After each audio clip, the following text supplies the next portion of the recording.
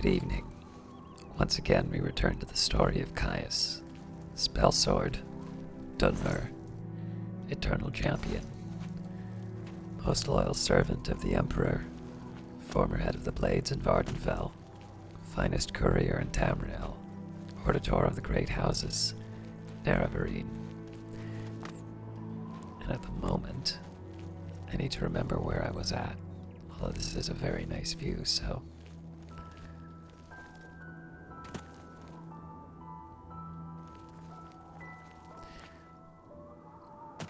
I believe I tried to make a black soul gem out of this. I found the evidence of necromancers creating black soul gems in the Darkfisher Cave, as well as other altars throughout Cyrodiil. I need to get this information to Raminus Polis at the Arcane University. So I think there might have been other things near Cheydinhall that I needed to do as well.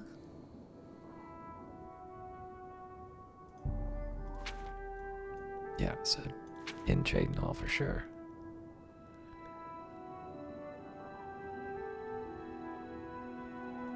Ah, yes.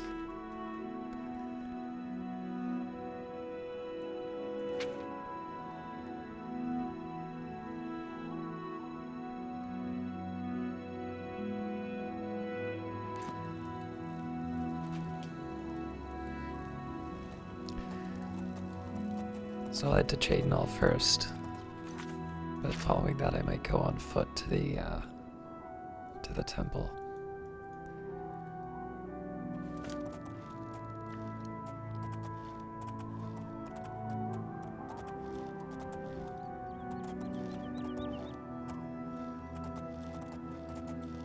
I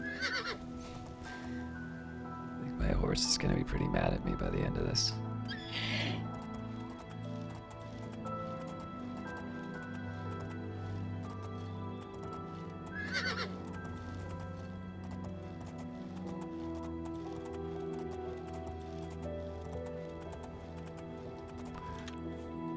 I think I might know what's causing that stuttering. Just a second.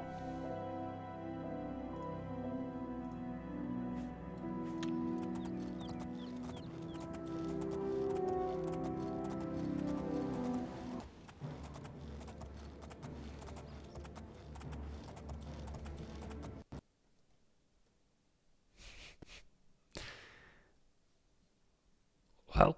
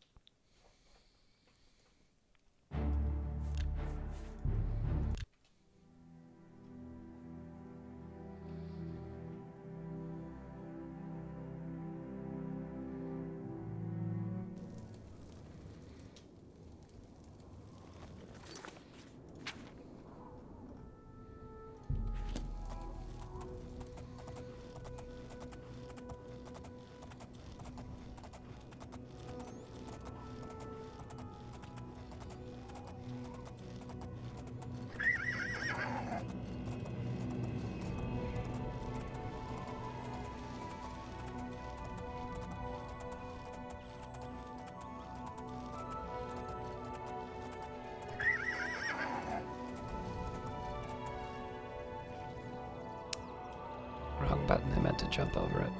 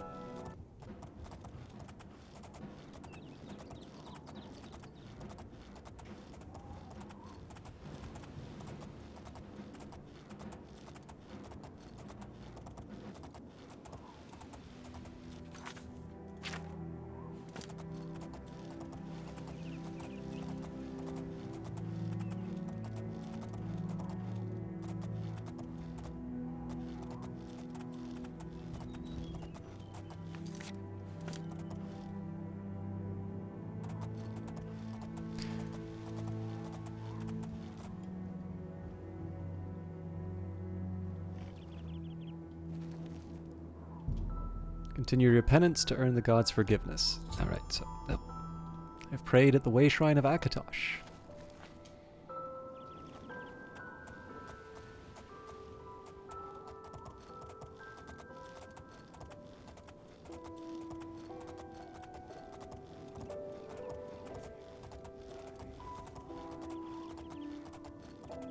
It's a bit more of a digression than I had intended, but and I am going to get a quick save in just in case.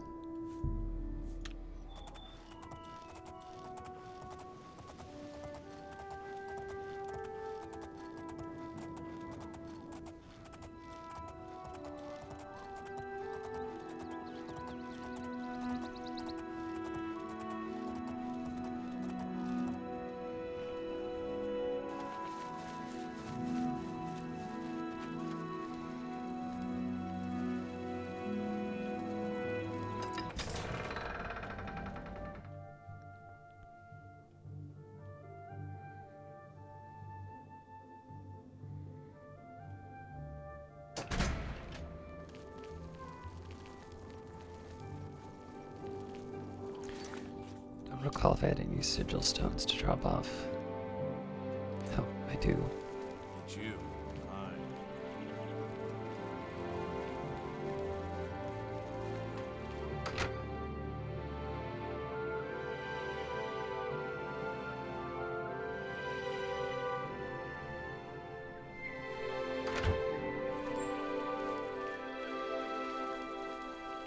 Hi.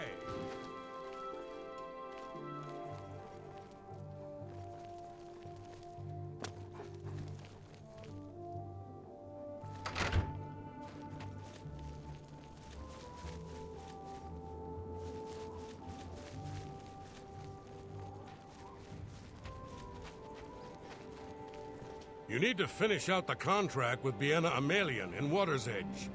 What's the status? Job's finished. Paid her debt off yourself, did you? Not gonna get rich that way, meat. Still, the job's done. Here's your payment. I want to advance. I'm sorry. You're not yet ready for a promotion. Keep completing contracts and take care of any assigned duties. Alright, we got any jobs for me then? Nothing now, not at your rank. Go see Azan in Anvil. Maybe he's got something. Bye.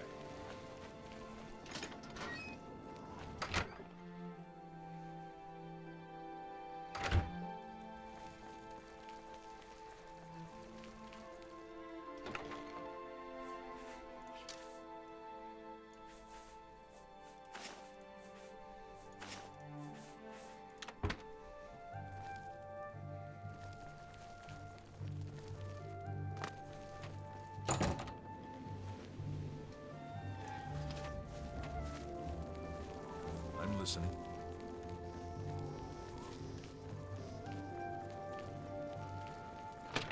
So see what I can get rid of through selling. Well met. Perhaps you need new armor, a weapon. I have a large selection of both.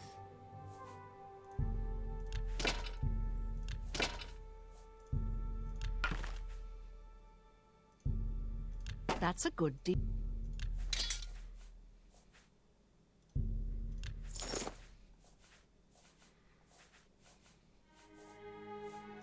Another satisfied customer.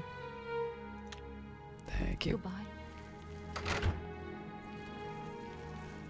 How are you?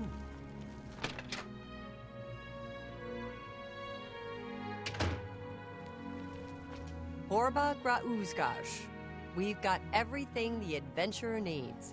I'm an old adventurer myself, and I know what's wanted. Only quality goods for sale here. What can I interest you in? This is a little more speculative, but I figure I might as well take a look. Most of these things I tend to want to hang on to for one reason or another. Oh, this is a good one to get rid of.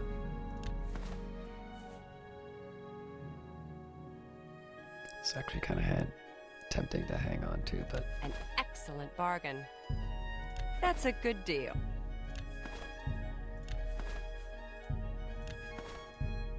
You got a great deal there.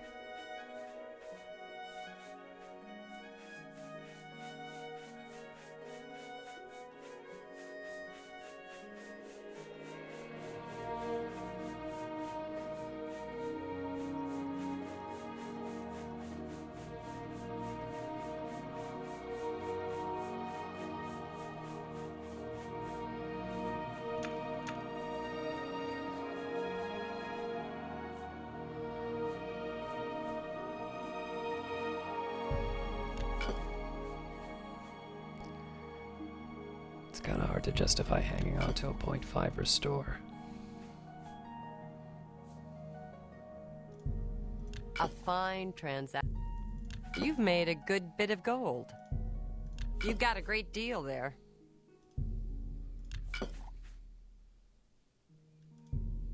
That's more than I would usually pay. That seems a fair price.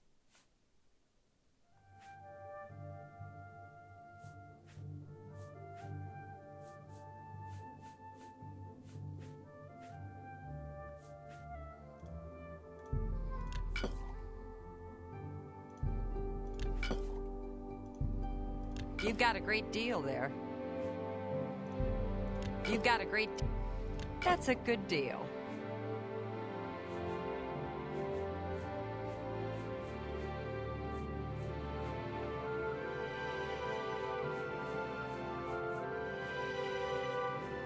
Come back and see me again. You too. Alright. I think the time has come for us to do the Grey Fox's bidding.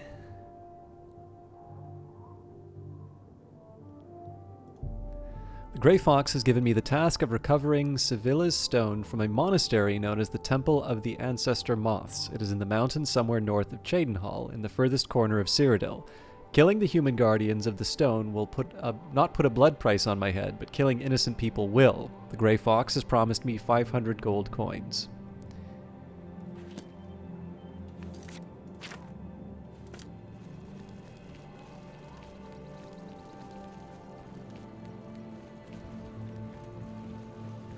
Looks like you're handy with a blade.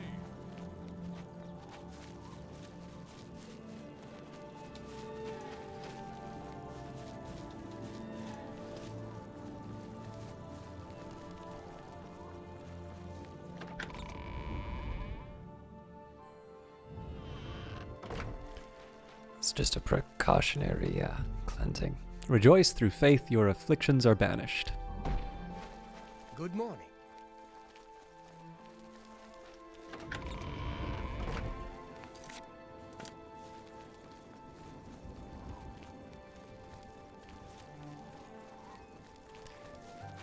So this is a nice chance for me to try and find any additional Looks like you're handy shrines. with a blade.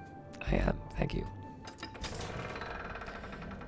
You know, any additional shrines are just generally kind of go off the beaten path.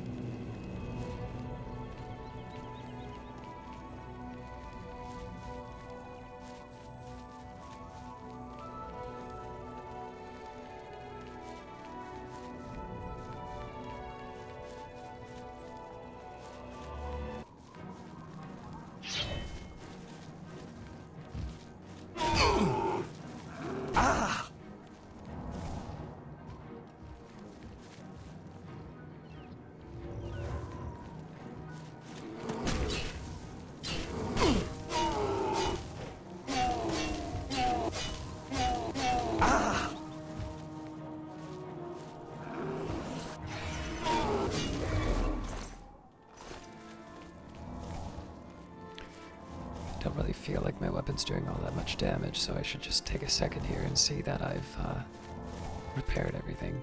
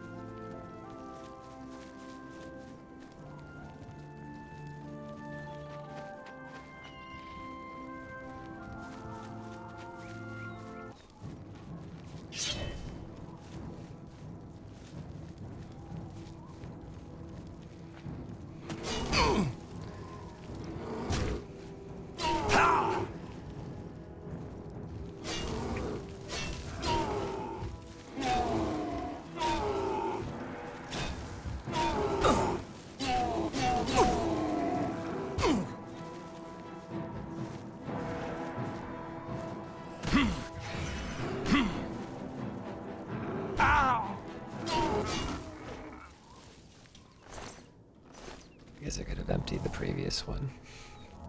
Oh well.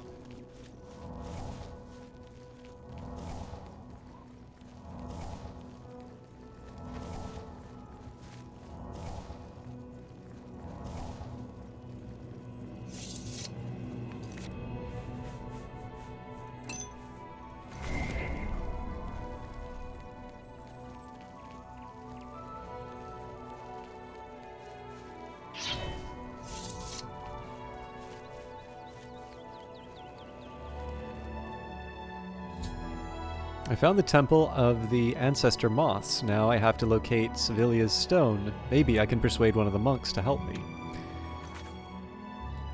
I'm not so sure I found the monastery yet. Ah.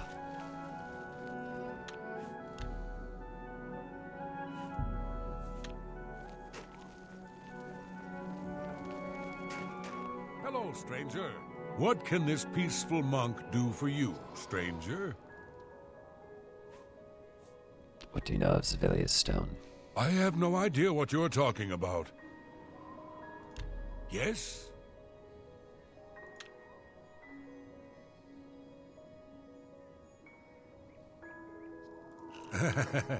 Whatever you want. You don't be silly. Whatever you want. That's a bit excessive, don't you think? You're full of it.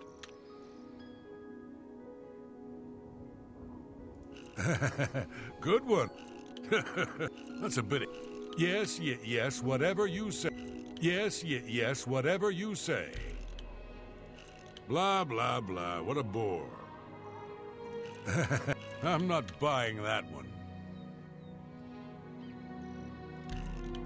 You're pathetic. That's a bit... What? Not bad. Not bad at all. That's not bad. Still don't know about the stone, huh? I have no idea what you're talking about. What do you know of the blind monks? We serve the retired moth priests from the Imperial City. The work they do leads to progressive blindness. They live in utter darkness in the secret catacombs. Of course, it doesn't affect them because they're blind. Hear any rumors?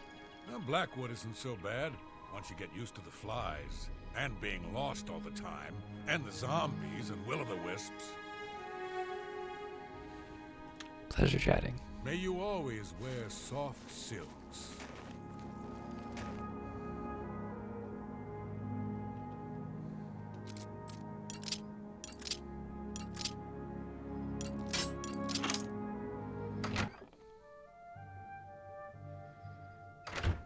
Welcome to the Temple of the Ancestor Moths.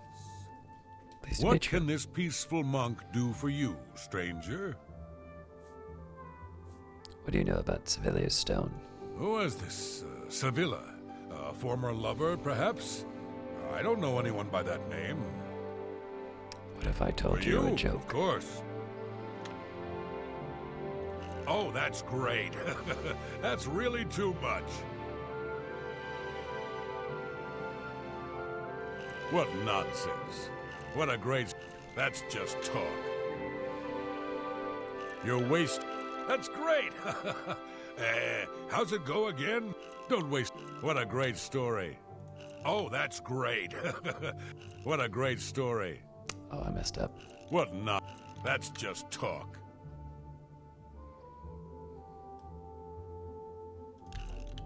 They say, that's really funny.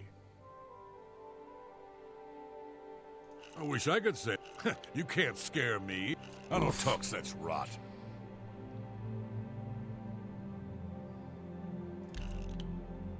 They say, that's really funny.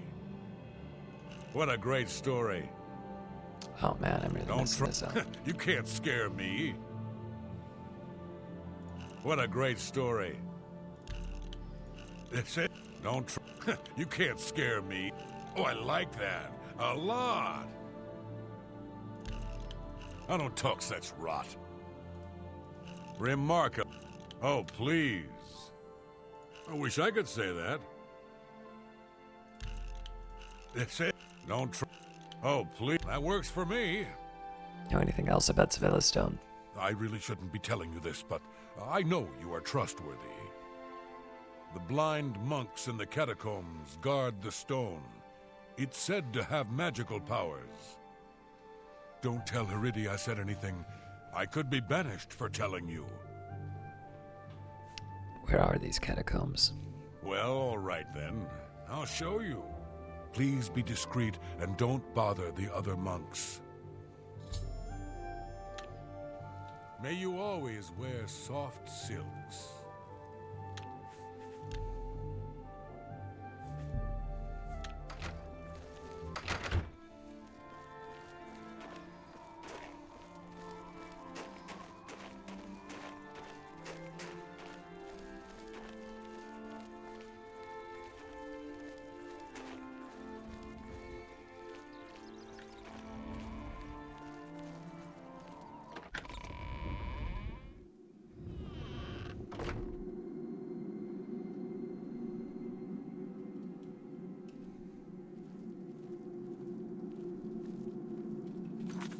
Where did my companion go?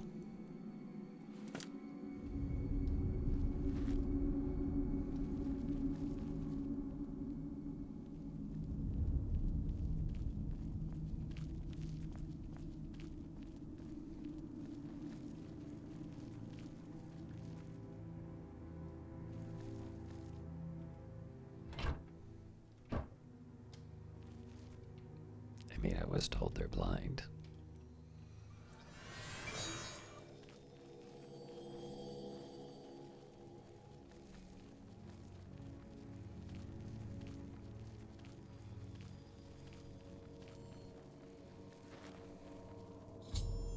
I've entered the catacombs of the blind monks. The Grey Fox hinted that the true guardians of Sevilla's stone would not be subject to blood price.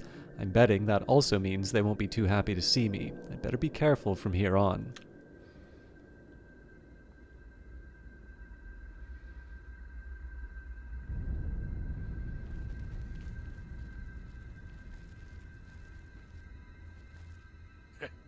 I'd better cut down on the ale. Starting to see things, I am. Must have been the wind. Must have been the wind.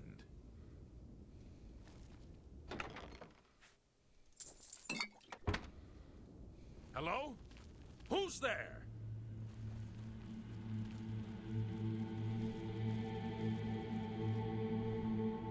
Hello? Who's there? What's that? Huh?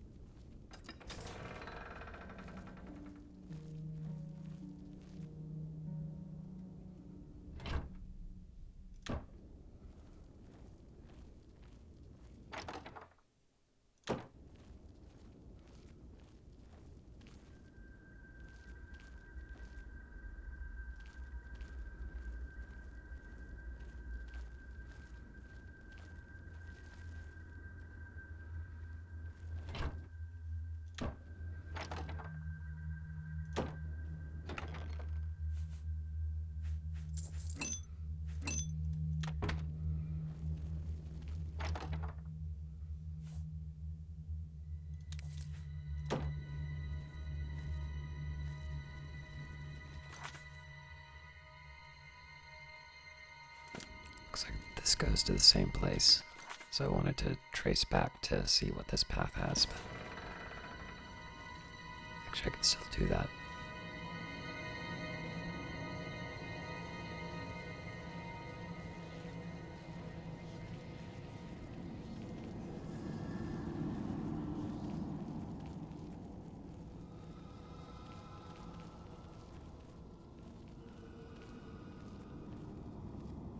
Guess it was nothing.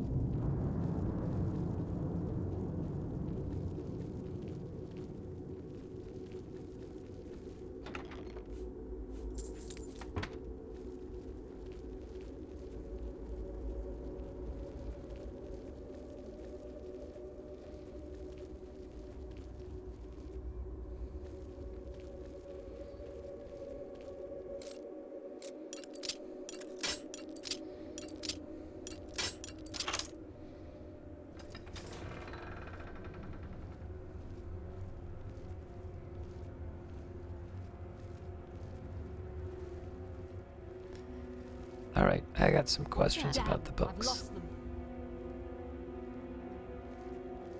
Huh? Where did...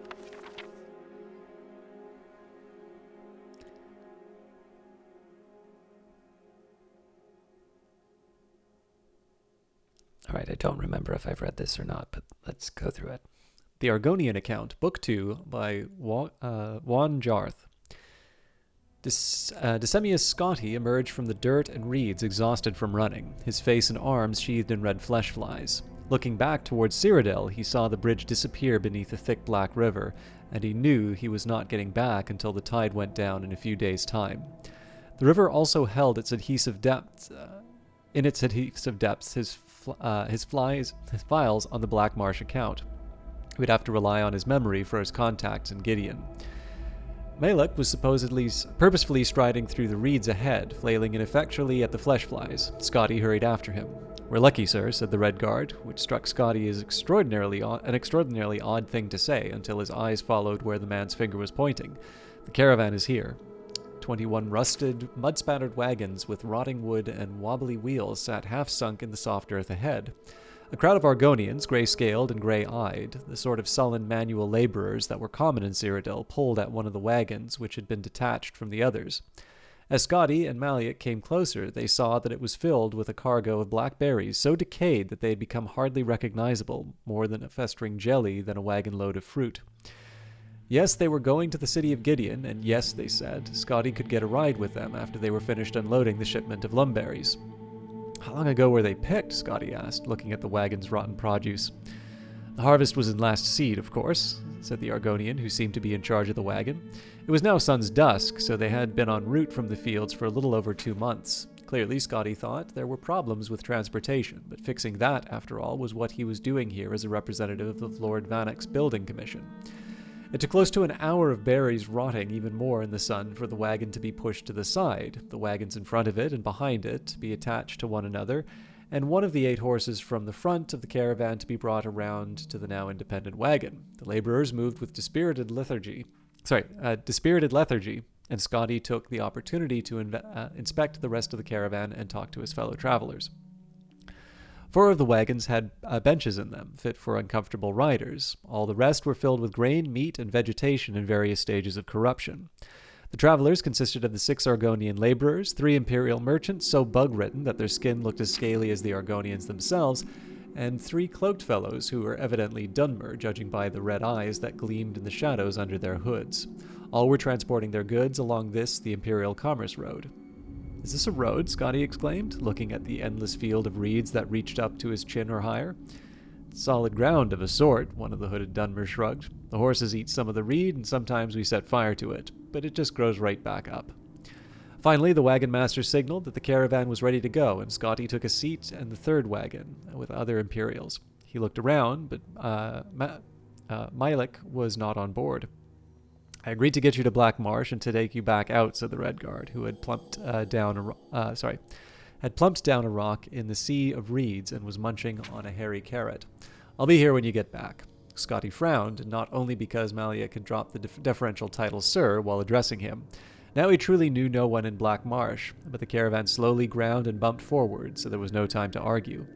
A noxious wind blew across the Commerce Road, casting patterns in the endless, featureless expanse of reeds. In the distance, there seemed to be mountains, but they constantly shifted, and Scotty realized they were banks of mist and fog.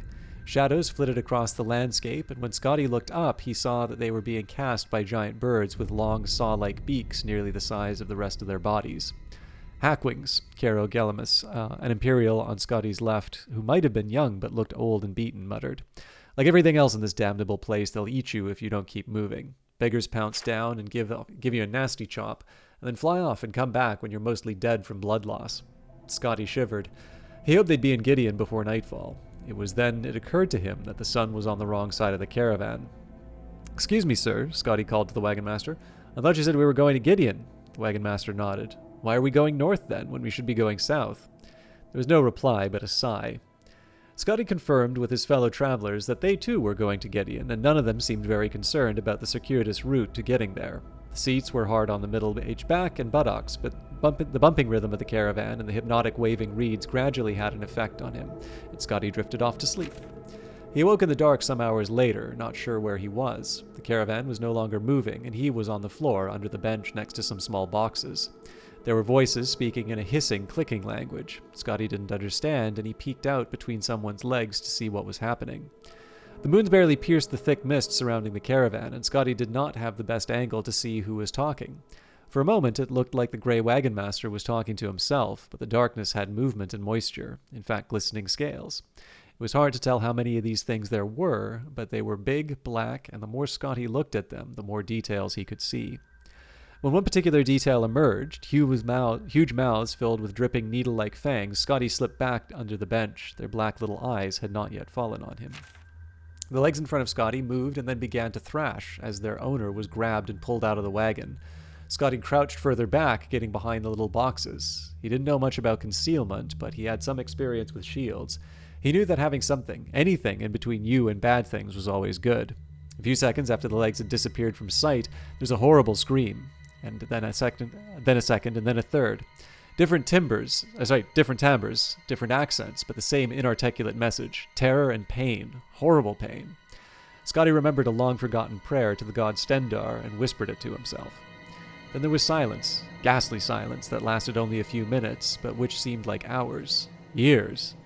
And then the carriage started rolling forward again. Scotty cautiously crawled out from under the carriage. Caro Gelimus gave him a bemused grin. "There you are," he said. "I thought the Nagas took you." "Nagas?" "Nasty creatures," Gelimus said, frowning. "Puff adders with legs and arms, 7 feet tall, 8 when they're mad. Come from the inner swamp, and they don't like it here much, so they're particularly peevish. You're the kind of posh Imperial they're looking for." Scotty had never in his life thought himself as posh. His mud and fleshfly-bespecked clothing seemed eminently middle class at best to him. What would they want me for? "To rob, of course," the Imperial smiled. "And to kill. You didn't notice what happened to the others?" The Imperial frowned as if struck by a thought. "You didn't sample from the boxes down below, did you? Like the sugar, do you?" "Gods, no," Scotty grimaced. The Imperial nodded, relieved. "You just seem a little slow. First time to Black Marsh, I gather?" "Oh, hi-ho, hiss piss." Scotty was just about to ask Gelimus what that vulgar term meant when the rain began. It was an inferno of foul-smelling, yellow-brown rain that washed over the caravan, accompanied by the growl of thunder in the distance. Gelimus worked to pull the roof up over the wagon, glaring at Scotty until he helped with the laborious process. He shuddered, not only from the cold damp, but from contemplation of the disgusting precipitation pouring down on the already nasty produce in the uncovered wagon. We'll be dry soon enough," Gelimus smiled, pointing out into the fog. Scotty had never been to Gideon, but he knew what to expect. A large settlement, more or less laid out like an imperial city, with more or less imperial-style architecture, and all the imperial comforts and traditions, more or less. The jumble of huts half sunk in the mud was decidedly less. "Where are we?" asked Scotty, bewildered. "Hixnog," replied Gelimus, pronouncing the queer name with confidence. "You were right. We were going north when we should have been going south." You go. Come out where I can see you. The Amulet of Kings by Wingaris Monona. Monona. In the first years of the First Era, the powerful race of elves called the Eyelids, or the Heartland High Elves, ruled from central Tamriel with an iron hand. The high and haughty Eyelids relied on their patrons, the treacherous Daedra lords, to provide armies of Daedra and dead spirits. With these fearless magical armies, the Eyelids preyed without mercy upon the young races of men, slaughtering or enslaving them at their whim. I think we've read this, by the way, but I figured I might as well go through it. On behalf of the suffering human races, Saint Alicia, the first of the line of Cyrodiils, sought the aid of Akatosh, the dragon god of time and ruler of the noble Aedra. Akatosh, looking with pity upon the plight of men, drew precious blood from his own heart and blessed Saint Alicia with the blood of dragons, and made a covenant that so long as Alicia's generations were true to the dragon blood, Akatosh would endeavor to seal tight the gates of Oblivion and to deny the armies of Daedra and undead to their enemies, the Daedra-loving Eyelids. In a token of this covenant, Akatosh gave Alicia and her descendants the Amulet of Kings and the eternal dragon fires of the Imperial City. Thus does Alicia become the first gem in the Cyrodiilic Amulet of Kings. The gem is the red diamond in the middle of the amulet. This is the symbol of the Empire, and later taken as the symbol of the Septim line. It is surrounded by 8 other gems, 1 for each of the divines. So long as the Empire shall maintain its worship of Akatosh and his kin, and so long as Alicia's heirs shall bear the Amulet of Kings, Akatosh and his divine king maintain a strong barrier between Tamriel and Oblivion, so that mortal men need never again fear the devastating summoned hosts of the Daedra lords. But if the Empire should slacken in its dedication to the 9 divines, or if the blood of Alicia's heirs should fail, then shall the barriers between Tamriel and the Daedric realms fall, and Daedra worshippers might summon lesser Daedra and undead spirits to trouble the races of men.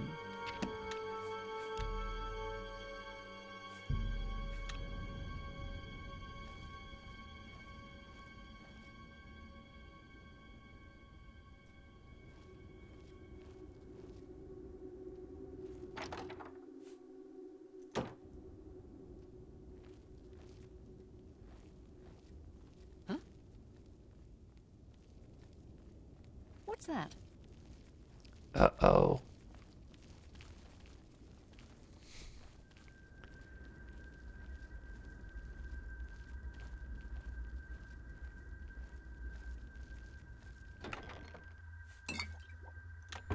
Damn, I've lost.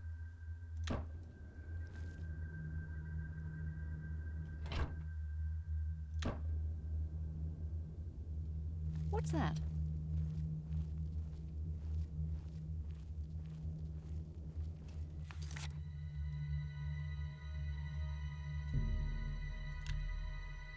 Damn, I've lost them.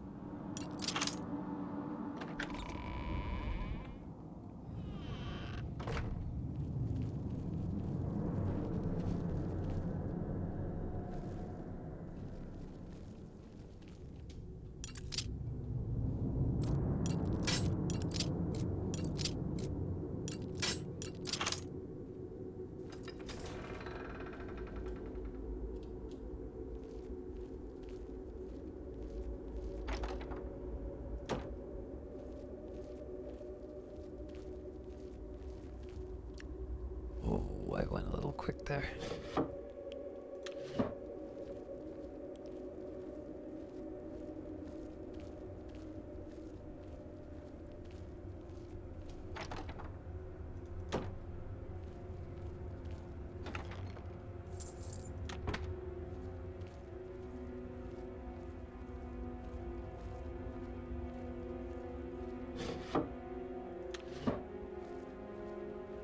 Hello? Who's there?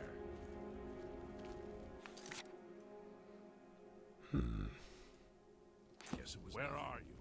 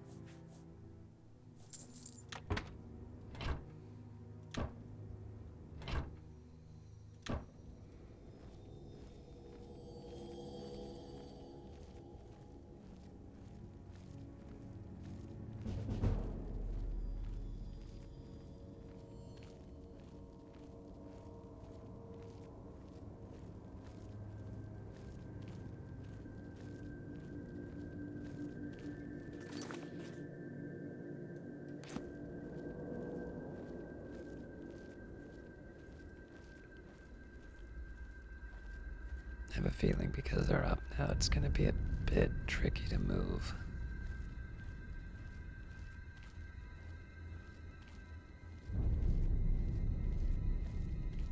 Oh, looks like it's just one.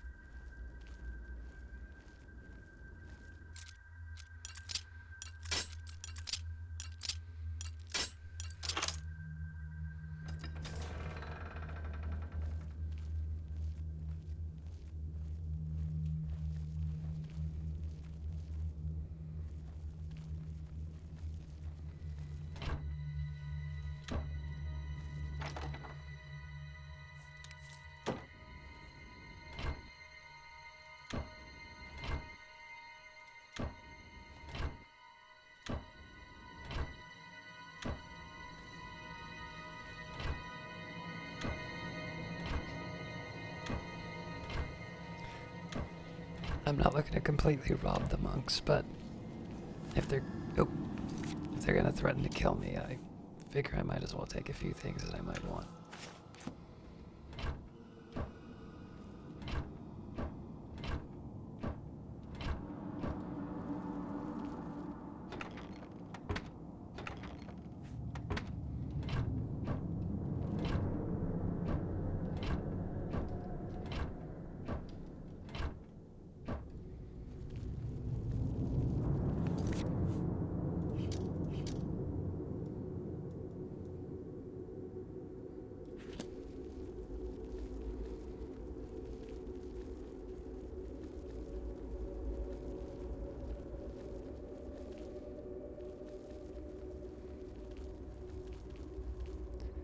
So I don't know what happened to the other guy.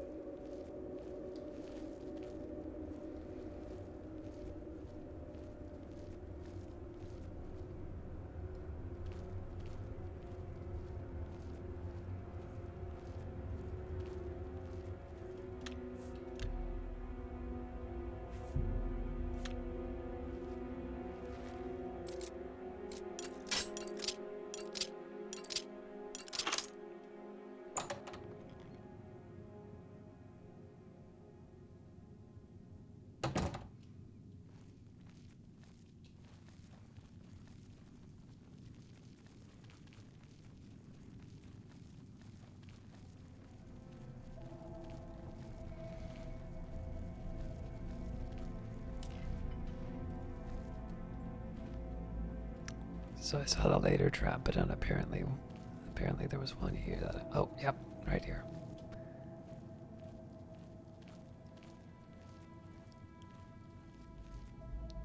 What about this one?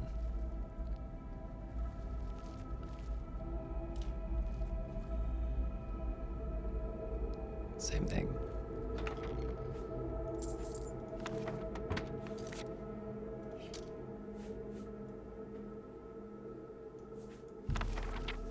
Do you want to add Freezing Blast to your spell list? Yes.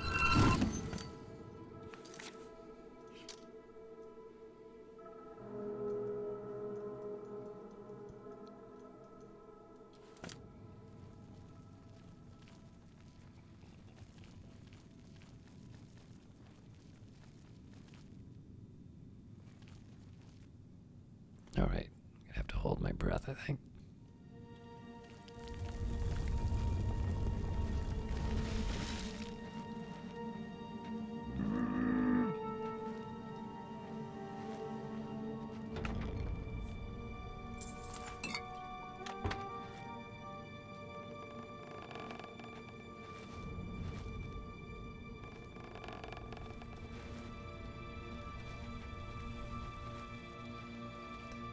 That could have gone bad.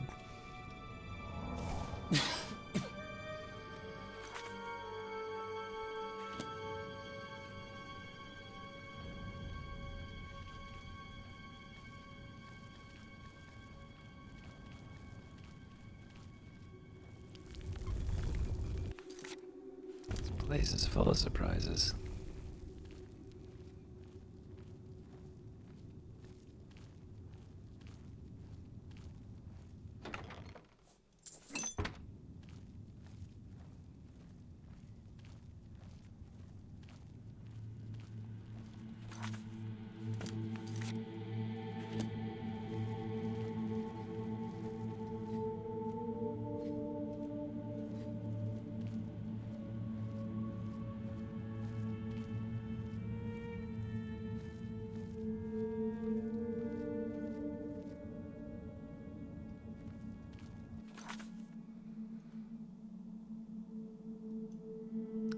Interesting.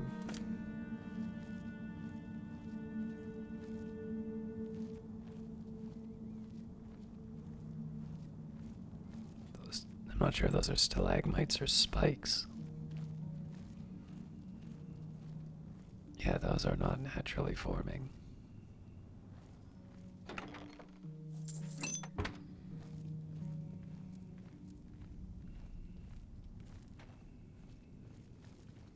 Definitely hear something breathing.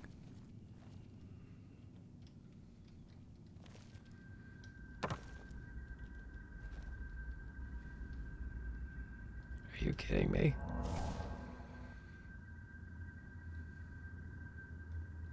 I like glanced it. Oh, come on.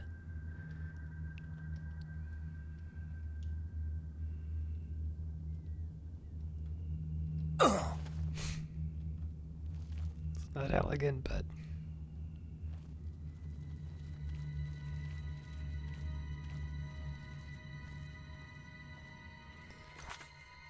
oh boy.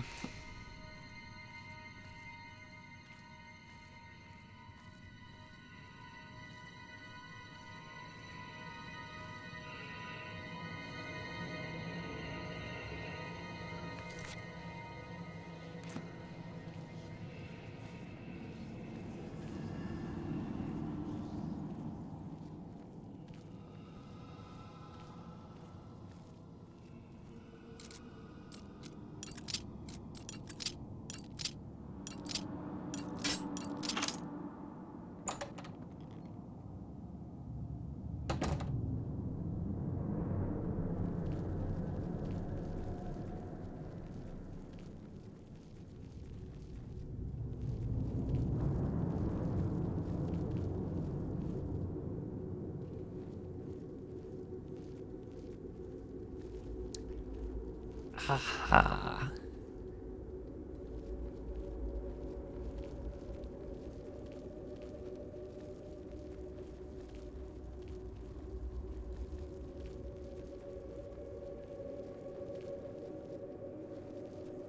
So see if we can steal it without them noticing, but I'm going to assume that they are very, very sensitive.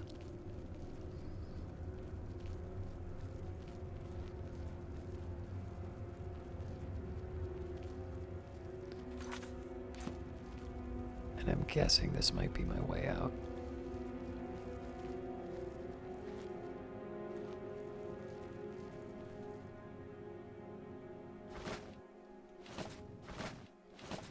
I feel bad because it says beggar.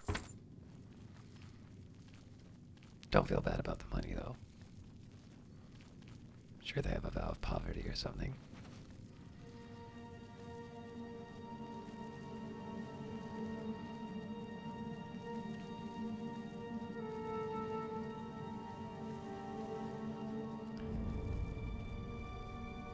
All right. I'm very curious about what that is on the left. Who's there?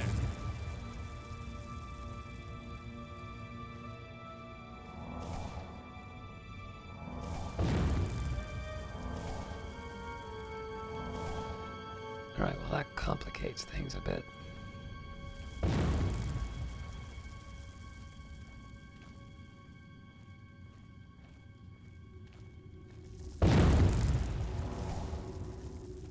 Where are you?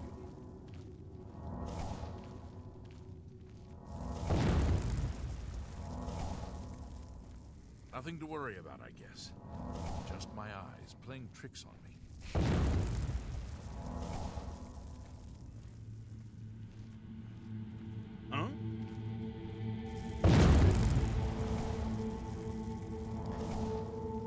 So we'll see if I can just disable this. Who's there?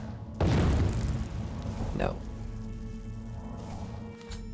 I have Sevilla's Stone, now to get back to Helvis Cessius' house in Bruma.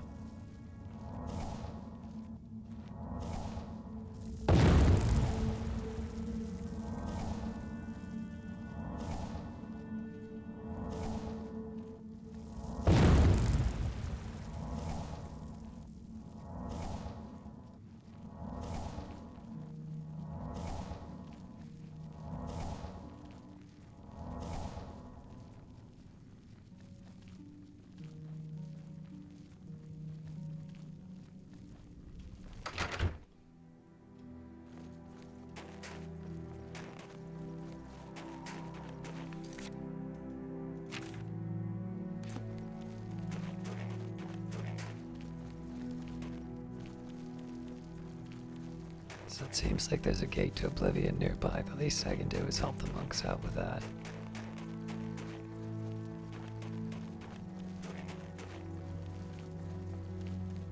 Ha!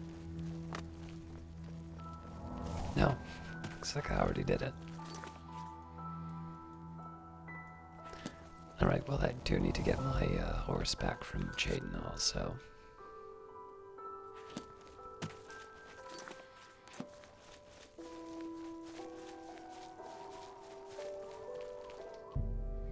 Stone stirs under your hand. Do you seek its conjured weapon and armor? I do not.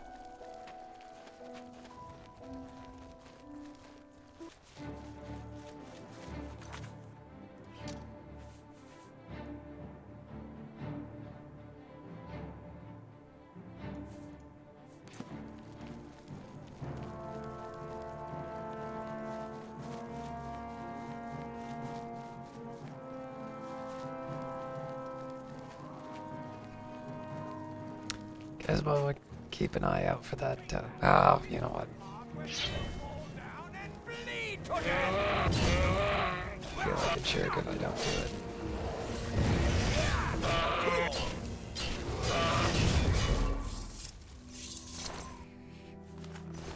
Nobody died, right?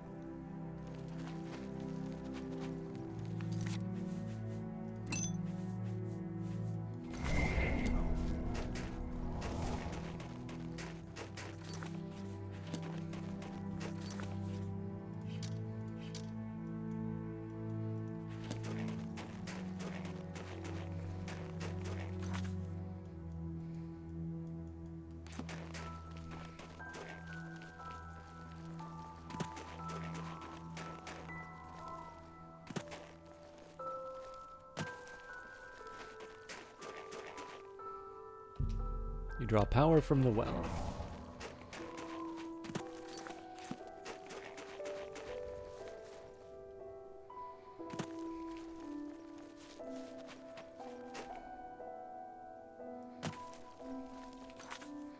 I'm assuming that's Jaden, all I see in the background.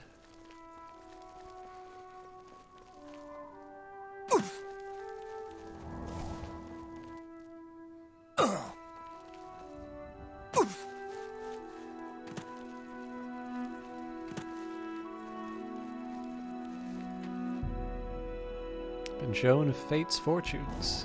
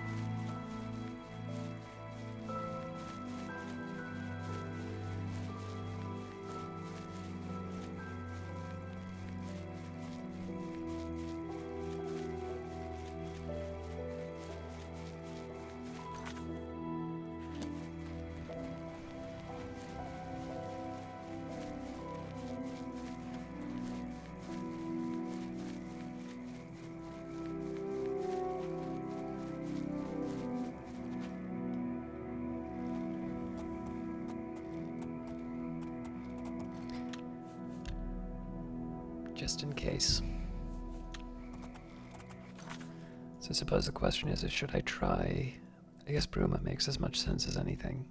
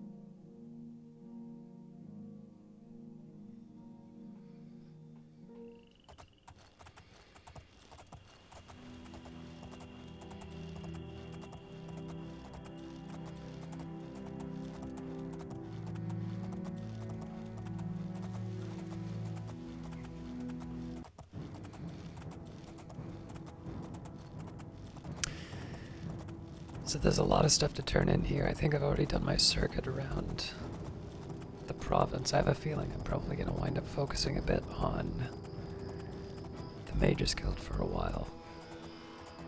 And sort of as tradition, I'm going to more or less ignore whatever's on the roads.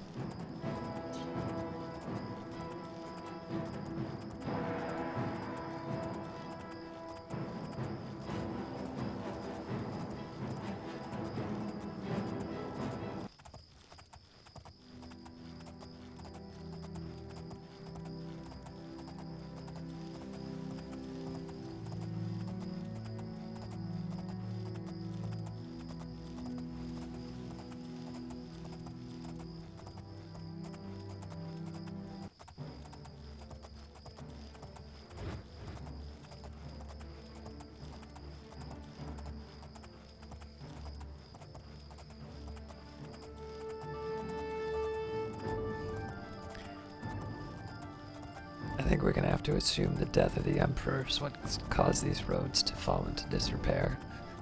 Well, it's not even disrepair, but to make them so insecure.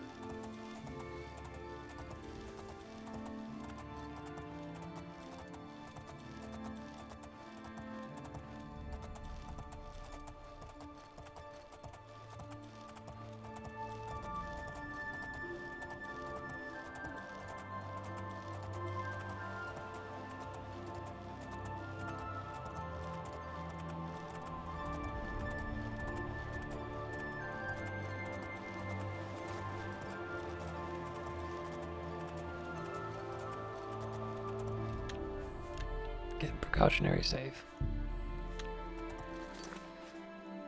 Also, I missed the turn to Bruma.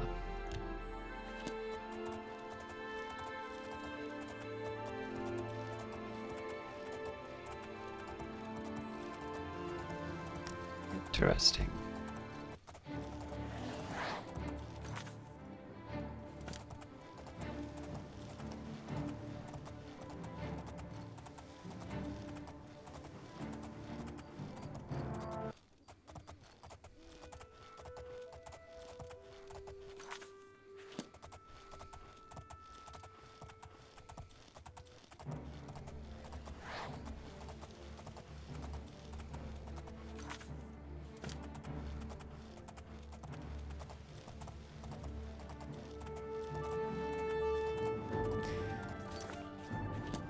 the more I've sort of been reflecting on it, I think there's a bit of a shame in the way all this is happening now. It should be really exciting to find these different caves and such. Because any given one of them might inspire a new adventure, but obviously I have all the money I need. I don't really think caves are going to have the kinds of treasures that I need. I mean, I've already got glass everything. It's really just the Daedric shrines that I'm motivated to explore now, or something that progresses the story.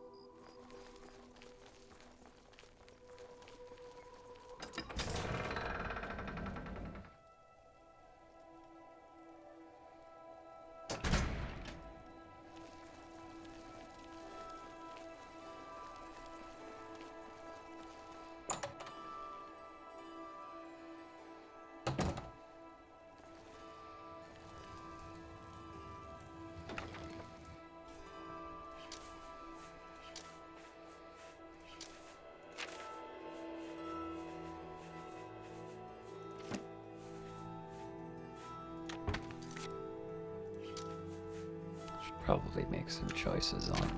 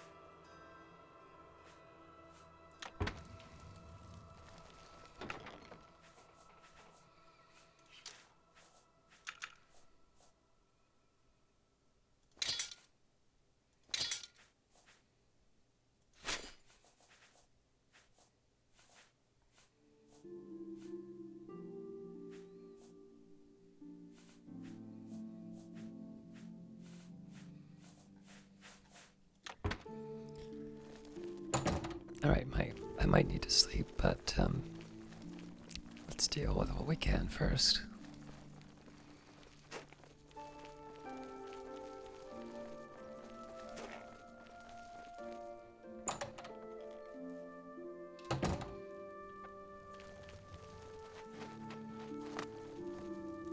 Come, we must talk. I hear the monks were most hospitable. Here's a stone. My sources tell me that Sevilla's stone has gone missing. Do you have it with you? Here it is. Capital!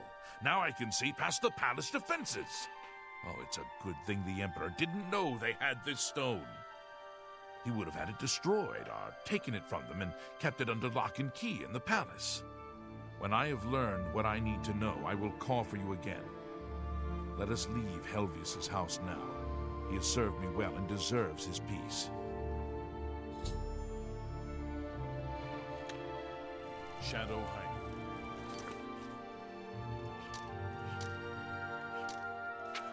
The Grey Fox has rewarded me for my efforts. He was fairly mysterious about why he needs the stone. He asked for me to be available for when he next calls for me.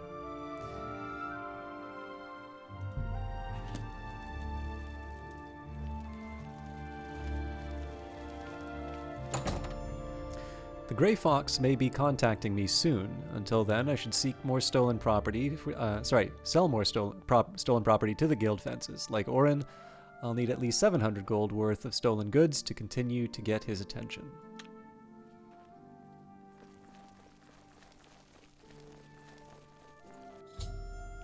Put the wrong emphasis on the like Orin, but I've reached my goal. I've fenced over 700 gold worth of goods. When I'm in the cities, I'll have to keep an eye out for another messenger from the Grey Fox. He should call for me at any time. I should wait in the Imperial City if I want them to find me quickly. I want no such thing.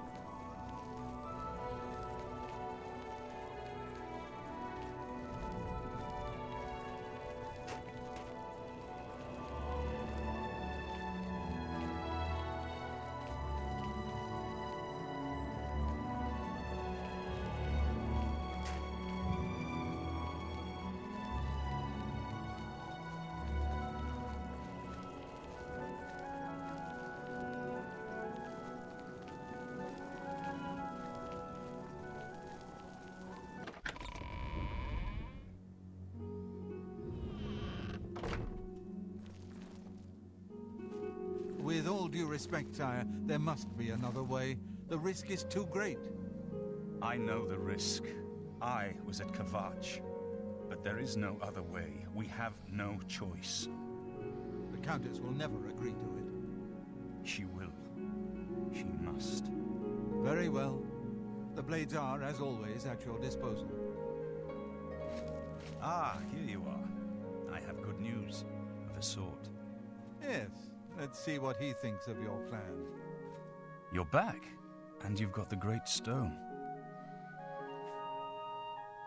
I said I'd get it. You did. I can count on you. I never thought to see a great Welkinstone, but of course its beauty is a mask for its deadly power, like everything crafted by the Aliens. Now, we need only one more item, and we'll be ready to open a portal to Manka Cameron's realm. What is the last item that we need? I should have seen it sooner. It's the counterpart to the Great Welkinstone, just as the first two were the opposed powers of the Daedra and the Divines. Welkinstones contain the concentrated power of Mundus. Their counterparts are sigil stones, which are used to hold open Oblivion gates. A great sigil stone, then, is what we require. Sigil stone. What's the catch? You're not going to like it. Joffrey doesn't like it. The Countess of Bruma certainly isn't going to like it. Great sigil stones are the anchors of great gates. The kind of gate the mythic Dawn opened at Kavach. The kind of gate the mythic Dawn wants to open here to destroy Bruma. So we let them open the gate. I said you weren't going to like it. The risk is great, I know. I was at Kavach. I saw the terrible power of the Daedric siege engine. But we have no choice. The only way to recover the Amulet of Kings is to allow the Mythic Dawn to proceed with their plan to attack Bruma. At least you'll be safe here. No. I'll lead the defense of Bruma myself. If I am to be Emperor, it's time I started acting like one. It's too risky. I'll lead the battle. Remember when we first met in Kavach? I told you that I didn't want any part of the God's plan. I still don't know if there is a divine plan, but I've come to realize that it doesn't matter. What matters is that we act, that we do what's right when confronted with evil. That's what you did at Kavach. It wasn't the gods that saved us, it was you. Were you acting for the gods? I don't know. But now, it's my turn to act. As you command. Please, my friend. I need your judgment, not your obedience. I explain myself to you so you understand me, and so you can explain to the Countess. I'm afraid she may take a bit more convincing than you. I'll inform the Countess at once. Good. Have her meet me in the Chapel of Talos for a council of war. That seems a fitting place to make such desperate plans. Should tell the Countess of Bruma that Martin will meet her in the Chapel of Talos for a war council. Sir?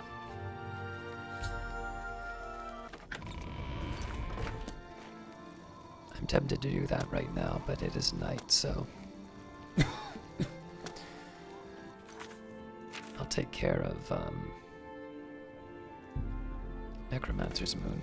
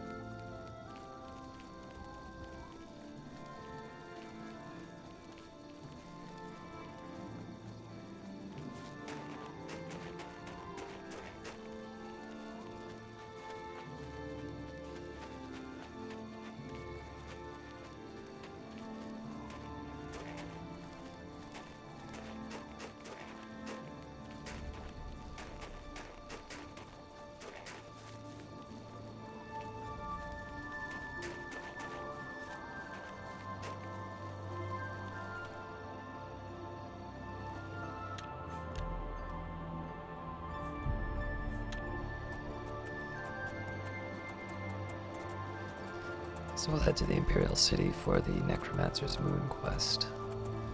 If there's nothing pressing, we should head back to Bruma. And if there's something in the south, we'll probably head to Anvil to get a Fighters Guild quest as well. And then presumably somewhere along the way the Grey Fox will contact us, but I'm not in any rush to do that.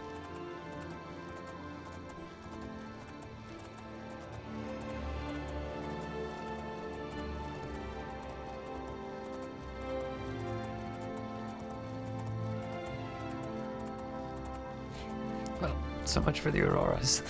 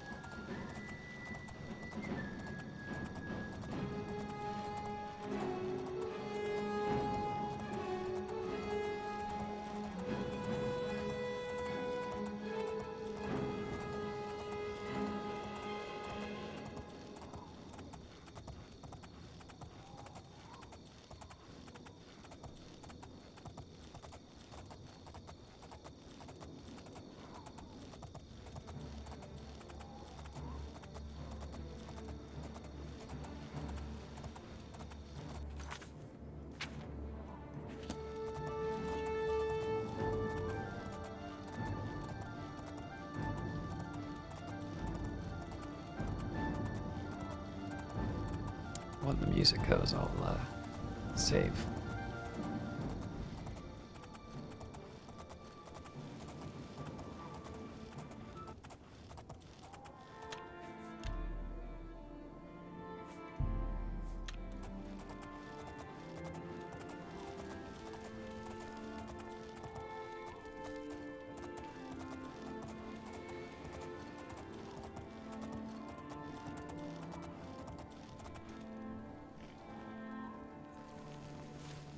What? Why are you running? The Grey Fox made a fool of Hieronymus Lex. While half the watch was in the waterfront, thieves made off with half the rest of the city. Farewell.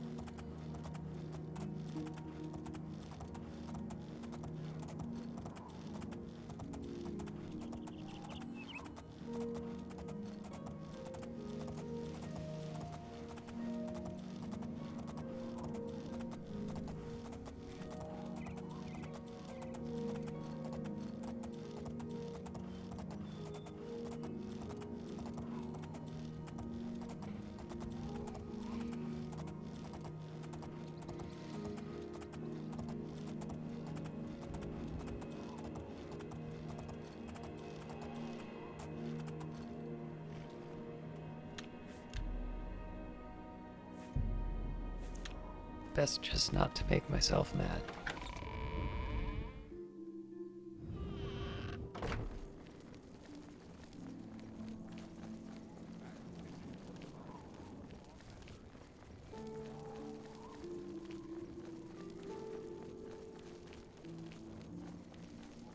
Speak.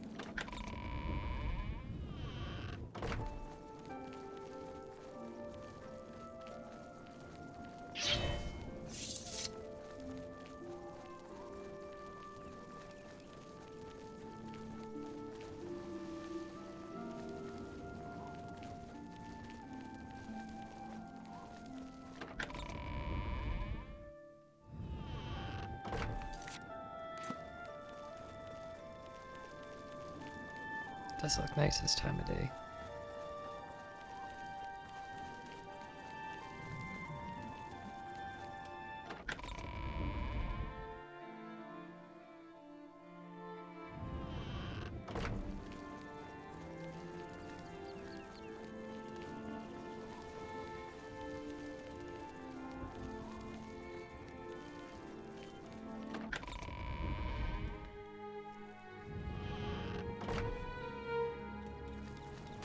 My ears.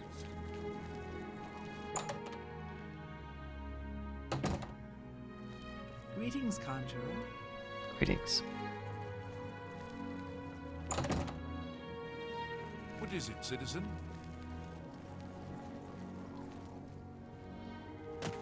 Well met, guildmate. Assuming you don't usually see that move in the Imperial University.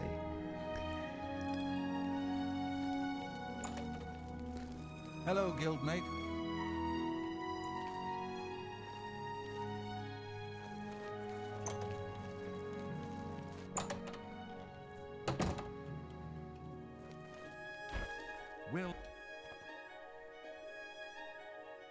Have you been to the Dark Fissure yet? We need to know all we can about the necromancers. So you saw them.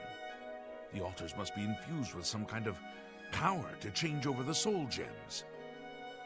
I shall pass the news on to the council. Most troubling indeed to know that these are not merely myths. I also fear their numbers may be greater than we believed. You have again performed admirably. You have my thanks, and that of the council as well. Let's talk about advancement. Your role within the guild becomes ever more essential. You have now attained the rank of magician, and are freely able to access the council chamber. Any other tasks? Seek out Arch-Mage Traven.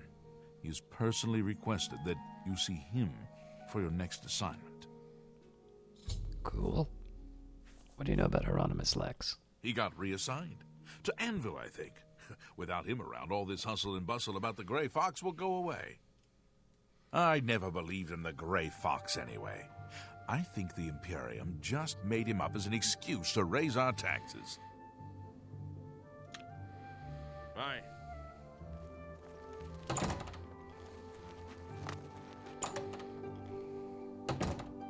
Well met, guildmate. Hello, guildmate. Greetings, guildmate.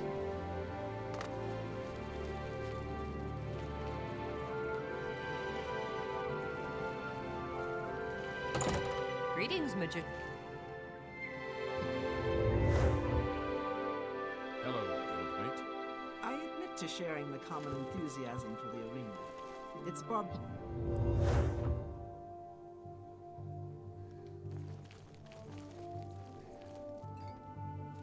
Greetings. It is high time that we met face to face, don't you think? Raminus has told me good things about you. You have advanced quickly and show great promise. I now intend to put your talents to a more direct test. I have a difficult task that you can, perhaps, assist with. Let's talk about other things first. What do you think of the Imperial City? Before the Arcane University was founded in the Second Era, Crystal Tower on Somerset Isle was the source of all magical learning. Since then, the Imperial City has been Tamriel's foremost magical research center. Any rumors? It is not always an easy life we lead, but the people must be served. All right. What's this task you want me to perform? Are you prepared to begin? Yes. Very good. Let me explain what is at stake. The Council of Mages has been aware of the increased necromancer activity in Cyrodiil for some time. It had been our position to sit back and watch what unfolded, but that time has clearly passed. We cannot tolerate these attacks on the Guild. Most of our information on the necromancers has come from an informant inside the cult itself, a Guild member who offered to infiltrate their ranks. You have someone on the inside? Yes, and we have for quite some time. Though the information he has provided is limited, it has given us a sense of their scope and power. The Council was initially reluctant to believe the information was reliable, but with recent events, they have little choice but to trust it. I fear that our informant is in danger, and that is why I have called you here. Who is the informant? Lucianus Elias. He is not a council member, but has long served the Guild here at the Arcane University. Aware of the growing interest in the Guild after the ban on necromancy was put into place, he offered to help the Council track the cult's actions. With my blessing, he infiltrated the group, and has fed us information for quite some time, until recently. I have not heard from him, and I fear for his safety. Go on. The lack of reports from Mucianus has disturbed the Council, and they are now concerned about the legitimacy of his information. A group of battle mages were dispatched to Mucianus's last known location with the intent of bringing him in for questioning. I argued against it, but eventually agreed to maintain order in the Council. I regret that decision, and that is why I wish to send you there. What am I supposed to do? I fear the battle mages may mistreat Mucianus if they do not mistake him for one of the many necromancers no doubt present in the ruins. I wish for you to find Mucianus and ensure his safe return to the Arcane University. I do not want anything to go wrong. Please, hurry. The battle mages will arrive there soon, if they have not already, and time is of the essence. If for any reason they are unsuccessful, Mucianus' life will be in forfeit. You must make sure he is safe. Go now, and bring word to me as soon as he has been escorted to safety. Where is he? Mucianus last reported being sent to the ruins of Nenyon Twill, south of the Imperial City. That is where the battle mages went. South of the White Rose River, nearly halfway to the border of elsewhere. I'm afraid I know nothing more about the location, or what you may expect to find once you arrive. Very well. Thank you. Know that I would not ask such a thing of you if I did not feel it was urgent, or that it was beyond your capabilities. I shall await your return. Make haste. Mucianus is in danger.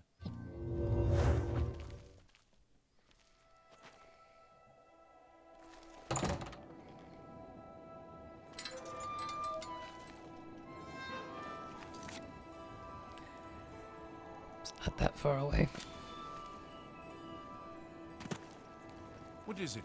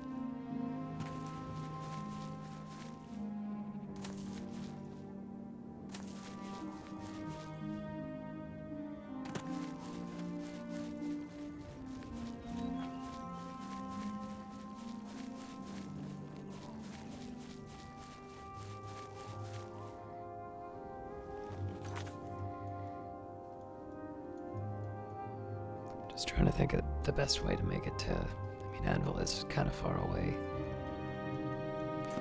I might do it, we'll see.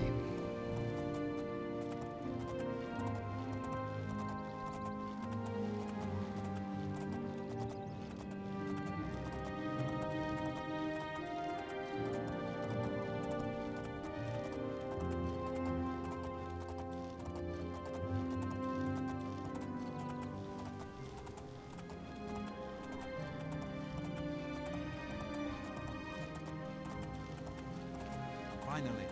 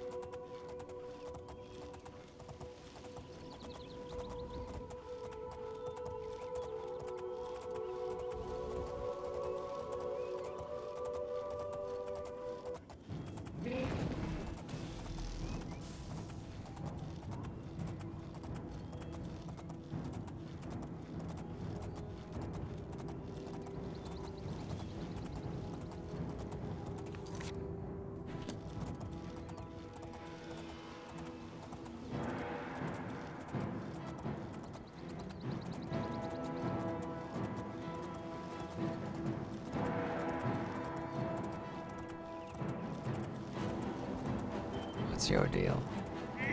Oh,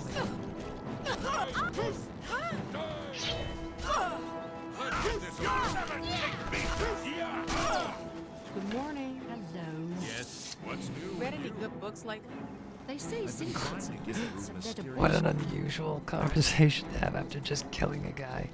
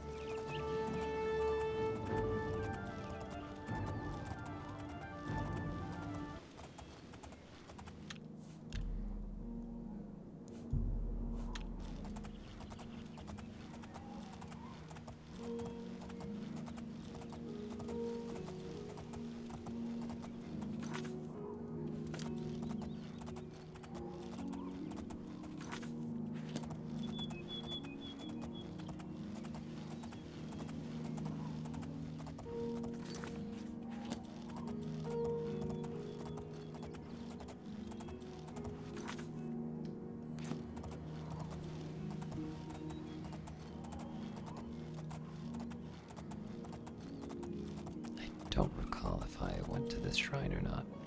I think I did, but...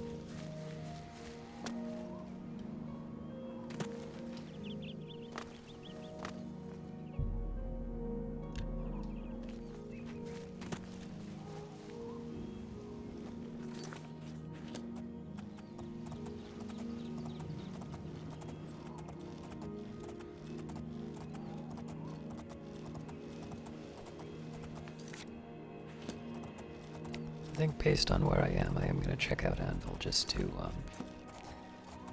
see if I can get another Fighters Guild mission, even if I just wind up ignoring it.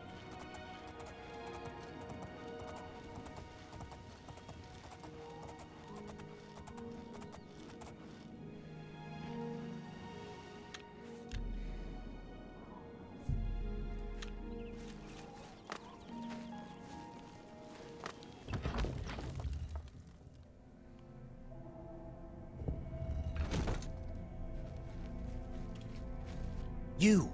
What are you doing here? Who are you? Fifth Raga, battle mage, sent by the council to find this traitor. He must have told them we were coming. We've got to get our hands on him before he tells them anything else. Who the blazes are you, anyway? I was sent here. Has the council gone mad, sending you here alone? There's no time. The others, they were waiting for us. They knew we were coming. I'm the only one left. The necromancers retreated further in, but we've got to follow them. There's no time to waste. Follow me.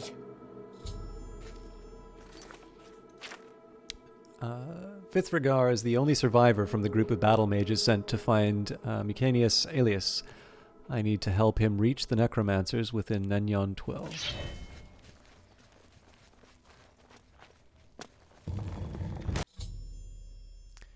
Fifth Ragar, the only surviving battle mage, is dead. I'll need to continue on my own to find into the ruins to find Mycanius Alias.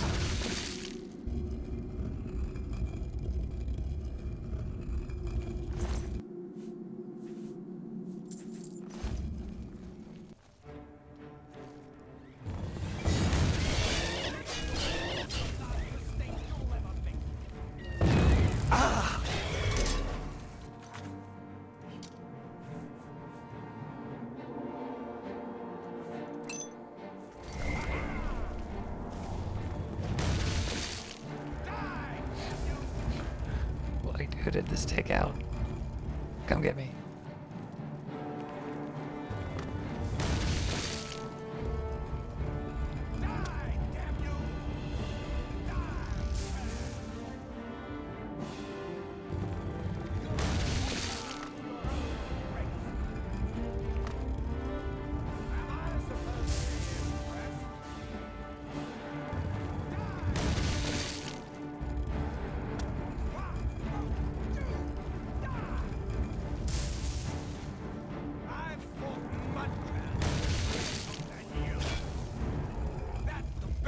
can do?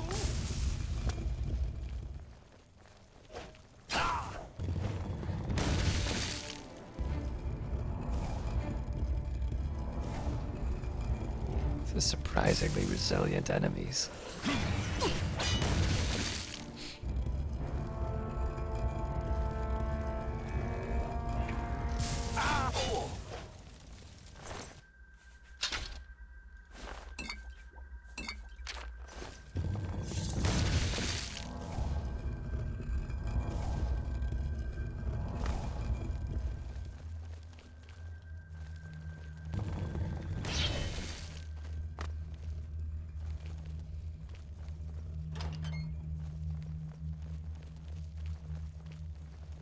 Who's there?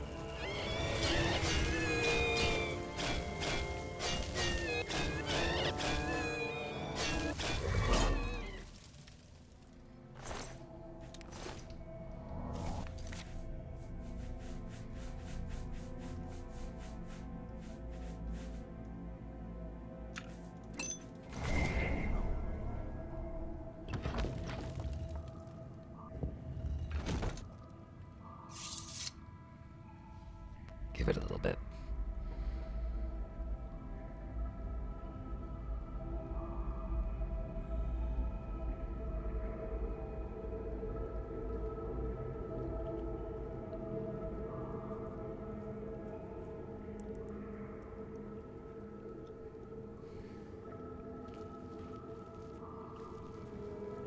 Oh, you poor dear. I'm afraid you're late to the party. The guest of honor has already left. And I do hate to disappoint you, but Mucianus is in no condition to be leaving. He's a worm thrall now, and shall be quite content here. A grim fate indeed, but one does not cross the order of the Black Worm without suffering greatly for it. I shall tell the master that you were here looking for him. Perhaps I'll bring him your head as an offering.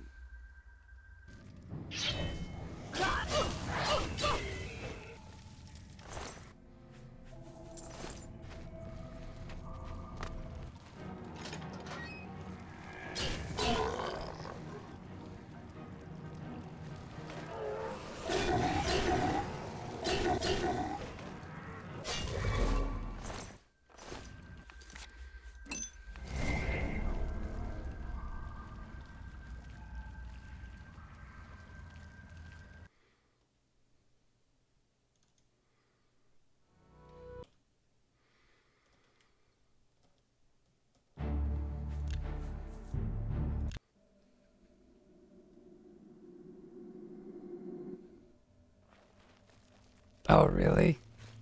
You! What are you...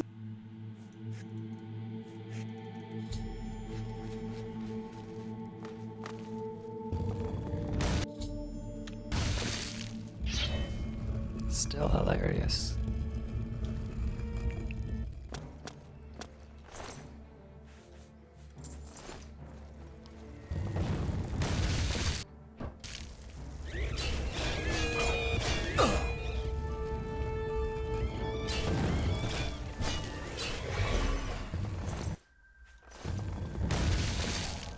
Showing your face was the last mistake.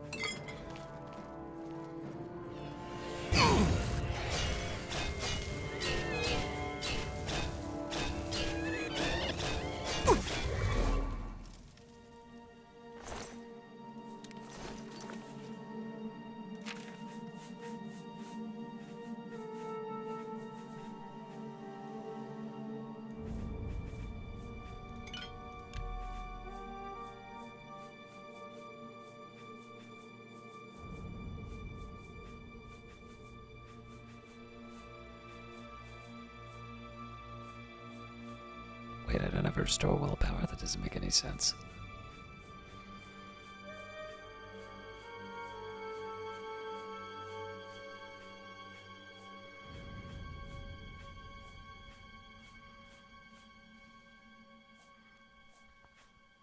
Alright, surprising.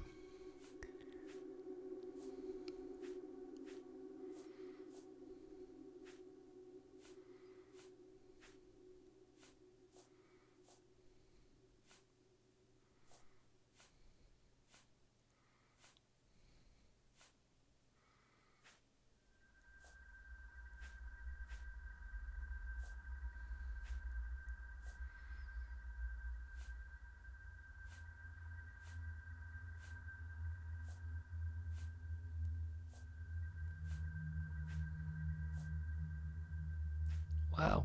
Alright.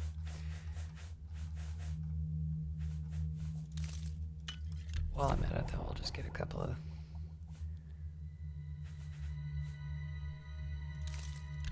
little ones in.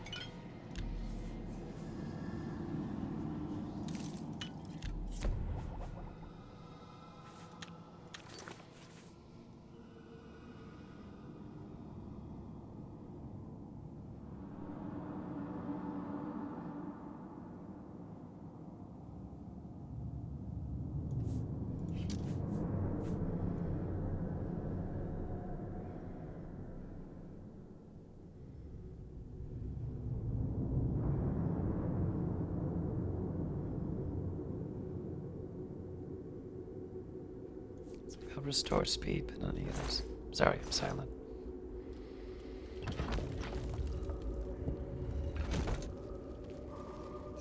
Oh, you poor...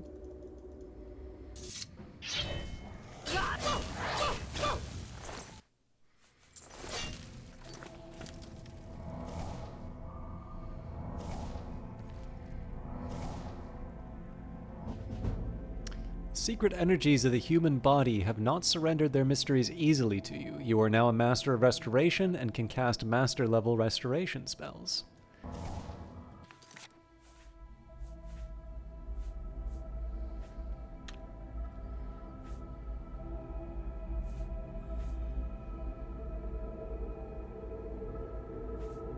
So why would I want major wounds, which costs 12? Sorry, superior wounds over major wounds. This seems to take longer and costs over twice as much.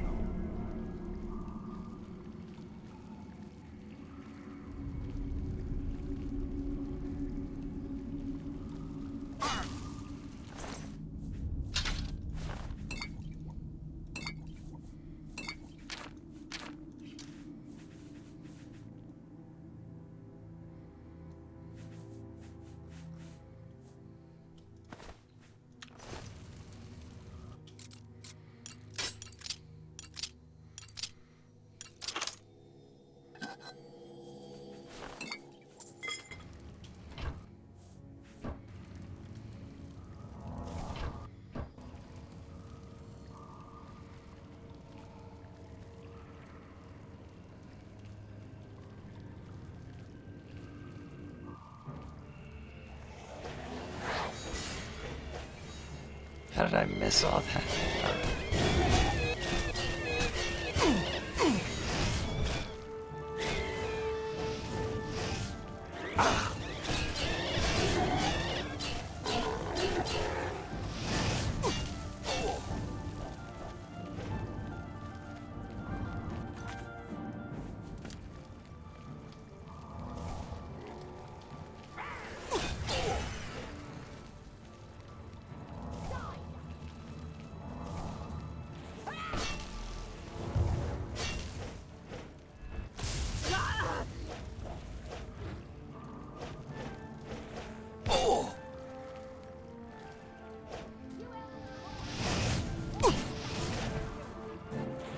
I'm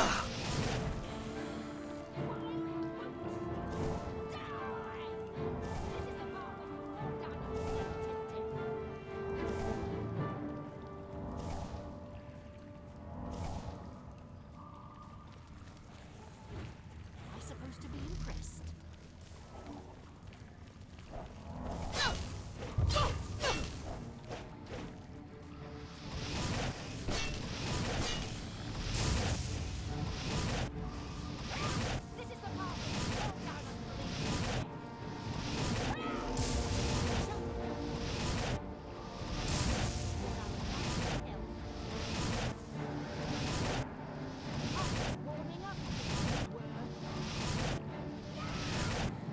Now that she's gonna walk into the fire, or I'm gonna get my burden back.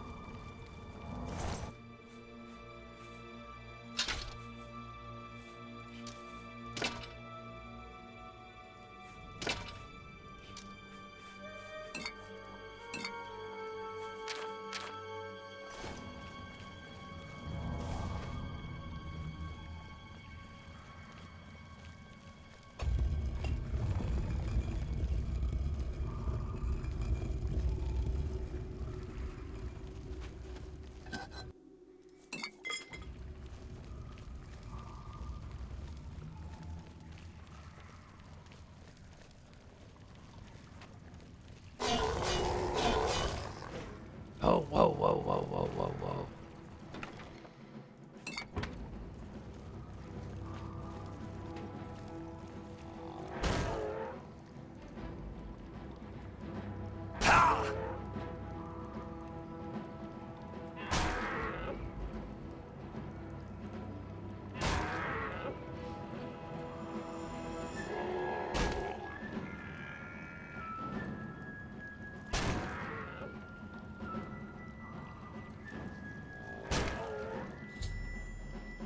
I found Musinius Alius. He's been transformed to some kind of walking dead. There's nothing I can do for him. I should report his fate to Hannibal Traven at the Arcane University.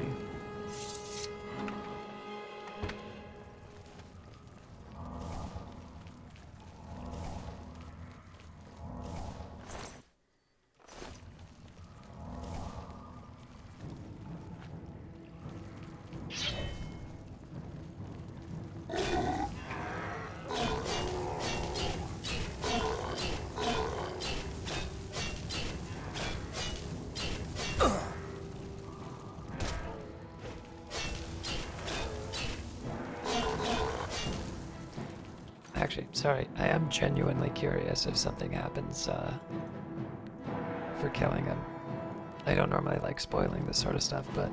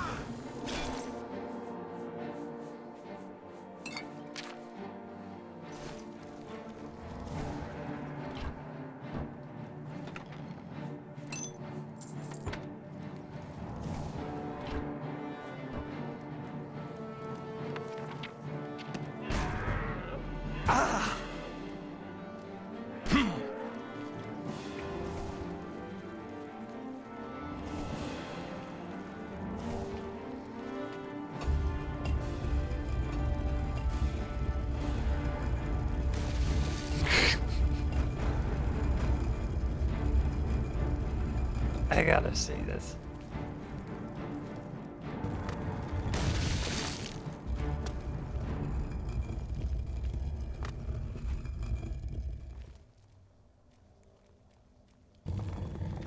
Well, he made it.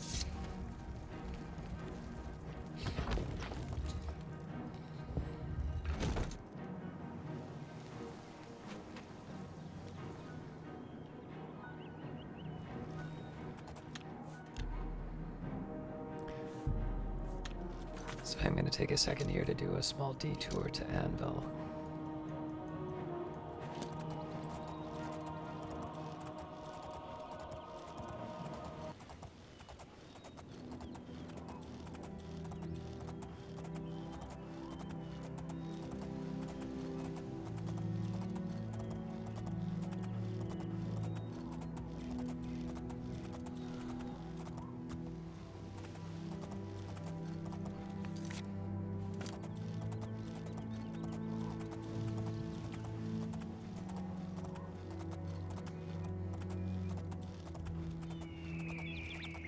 I don't expect a lot out of it, but it is a possibility that I might find a Daedric shrine on the way.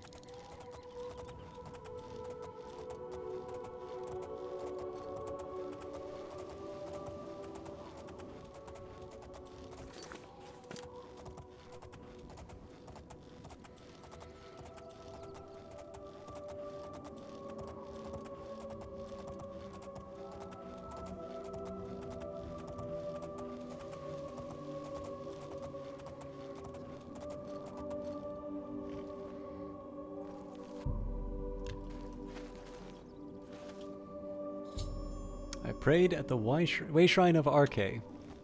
Actually, wasn't sure if I went to that one already or not.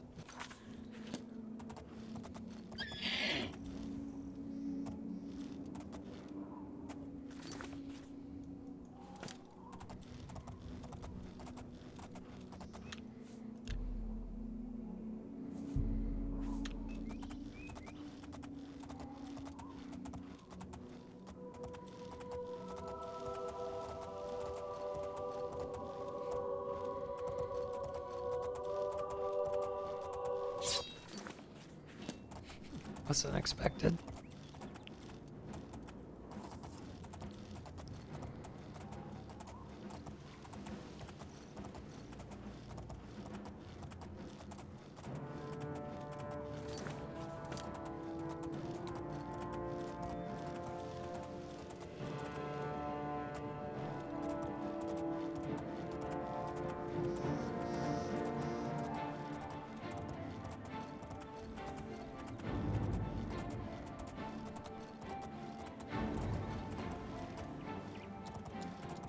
Oh, this is interesting. That's the other shrine.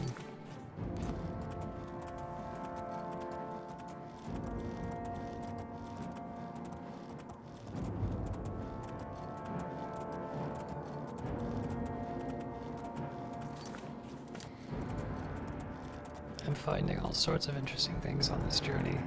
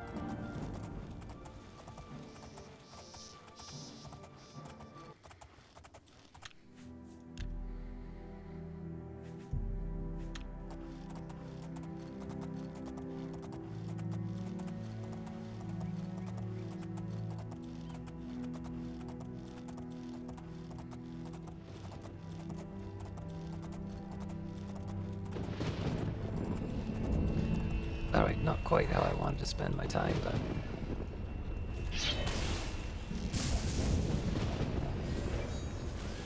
Oh, come on, leave it alone. I'm not taking that for 1 second. Although admittedly that is kind of on me for not parking the horse somewhere better.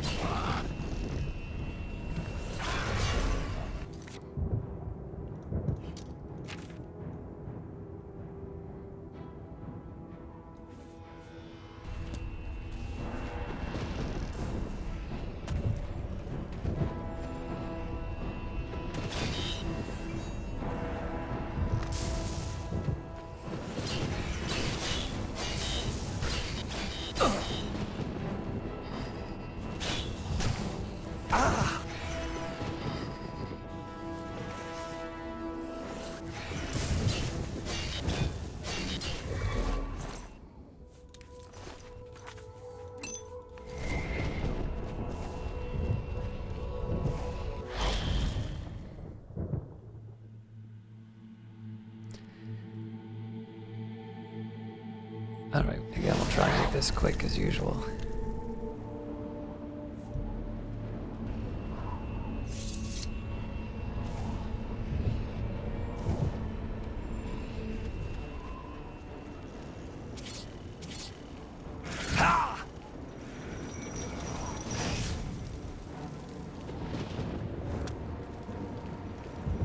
Let's try that again.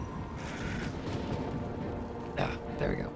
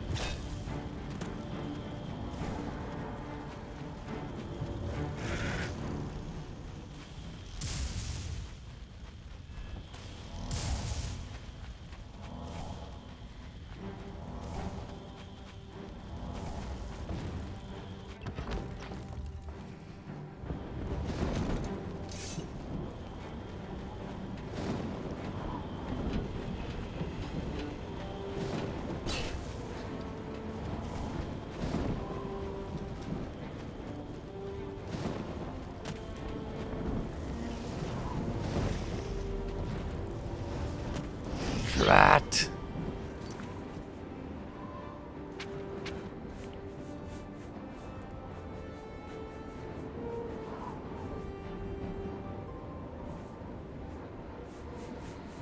I'd rather not use the strong dispel, but let's see what we got.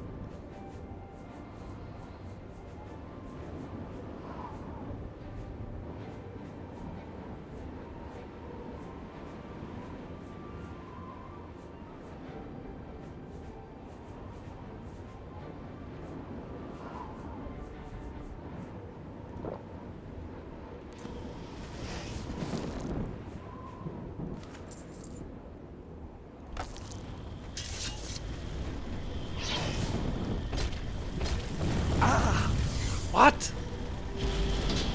Oh, I get it.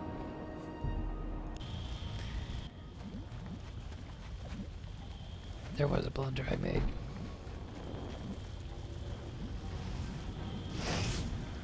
I think the fire effect is actual real fire. That or something kills you if you jump or go like deeper into the level.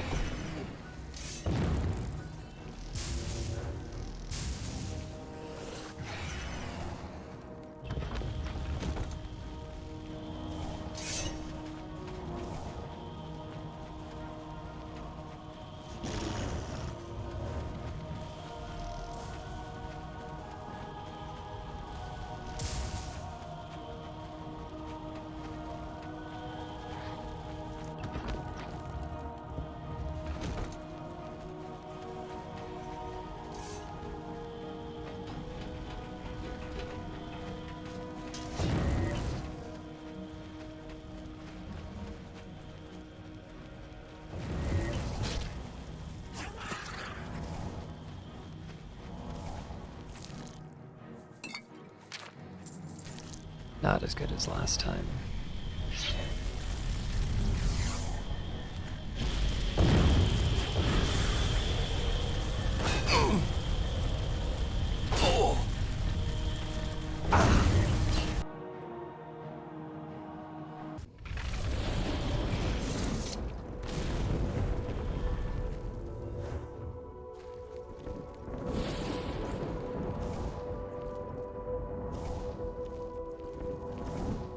Can never find my horse.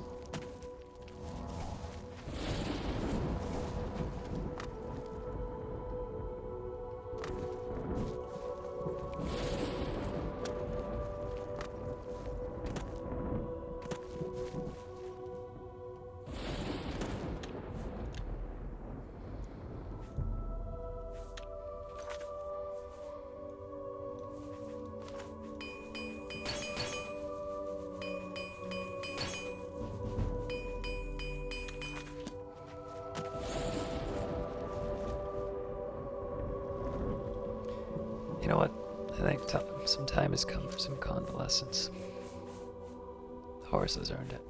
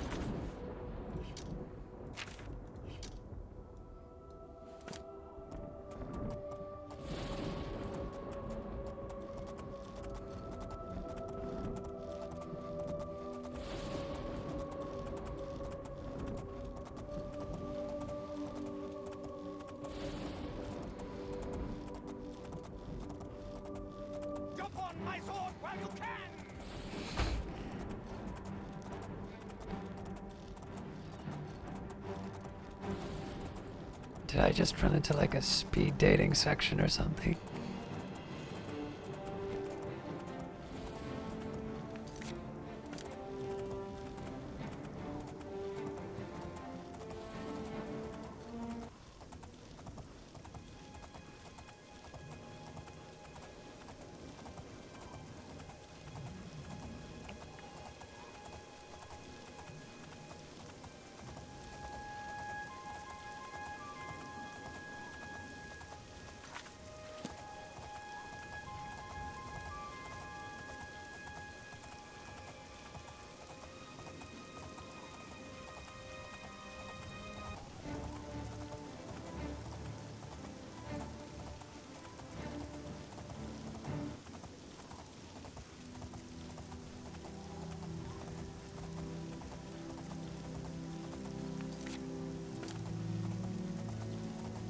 Okay, I think I missed out on the good view from this one.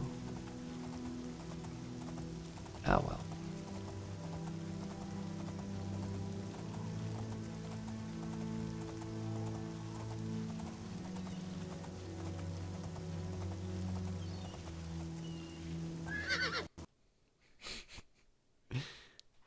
Horse was unhappy enough with that to crash the game.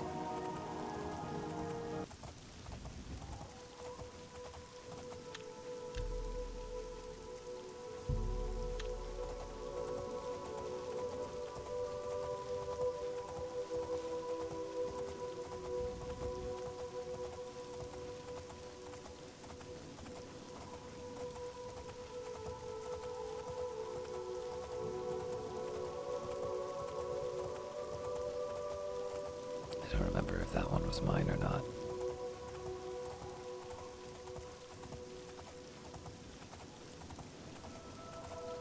What? Nothing, ma'am.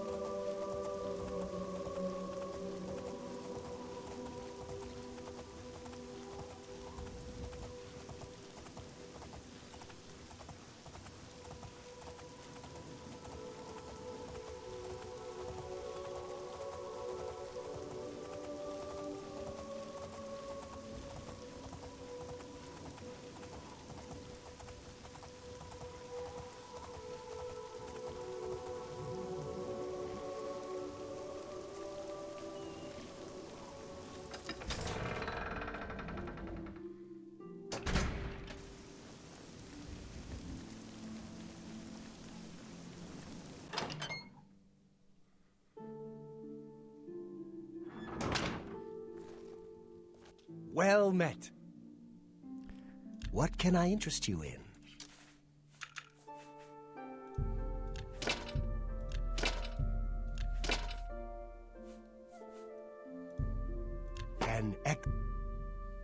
You got a great deal there.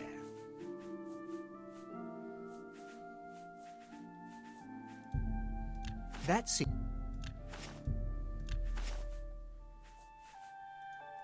Tell your friends about me. That was actually a surprisingly effective Farewell. side trip.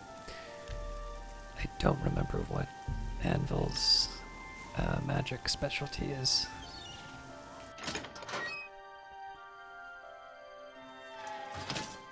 Well met. Knowledge is the key to success in any endeavor. Why not? Let's see.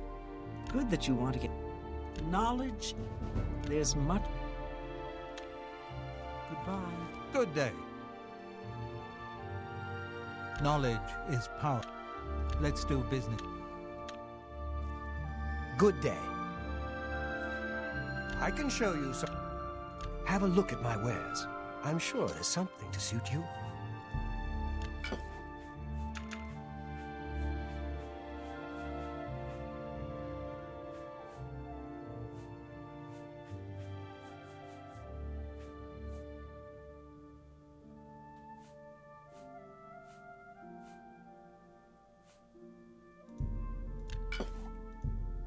You've made...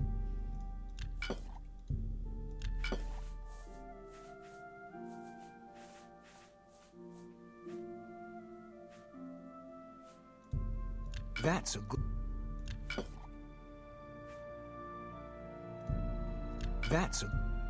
That's a fair deal.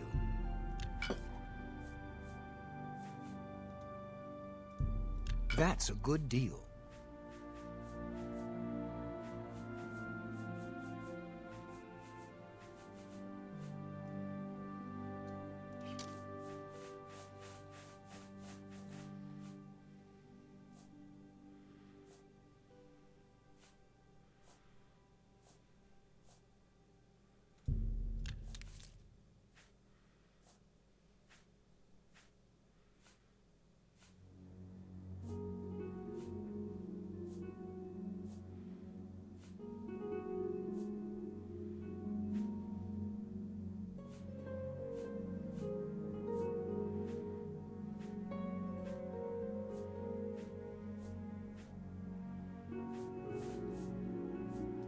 Thank you. Come again.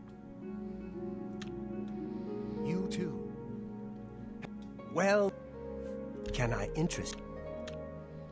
Farewell.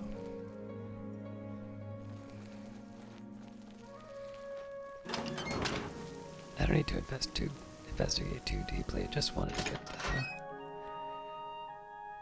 whatever spells I could now that I'm leveled up. Oh, it's my pleasure. Please continue. I guess you're the porter. I can't really get much You from too. you. Greetings. Looking for some more work, are you? I am. Good to see you're working hard. I've got some more thieves for you to deal with in Anvil. Tell me more about the thieves. There have been a number of thefts in the area, and witnesses believe the thieves are holed up nearby.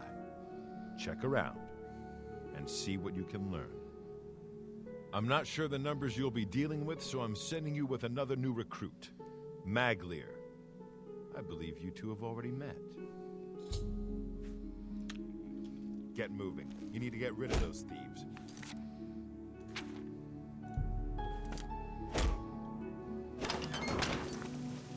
Hazan has given me a contract to find the lair of some thieves near Anvil. I am to travel with another fairly new recruit, Maglier. I should go to Anvil first and see what information I can learn about the thieves. Given that I'm in Anvil.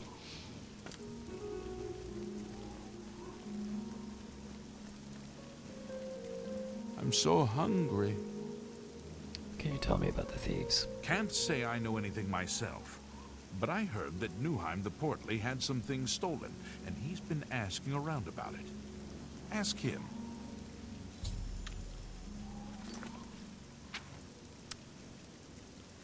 People in Anvil have suggested I speak with Newheim the Portly. He apparently had some goods stolen by the thieves. Blessings of Anu upon thee. Good to see you.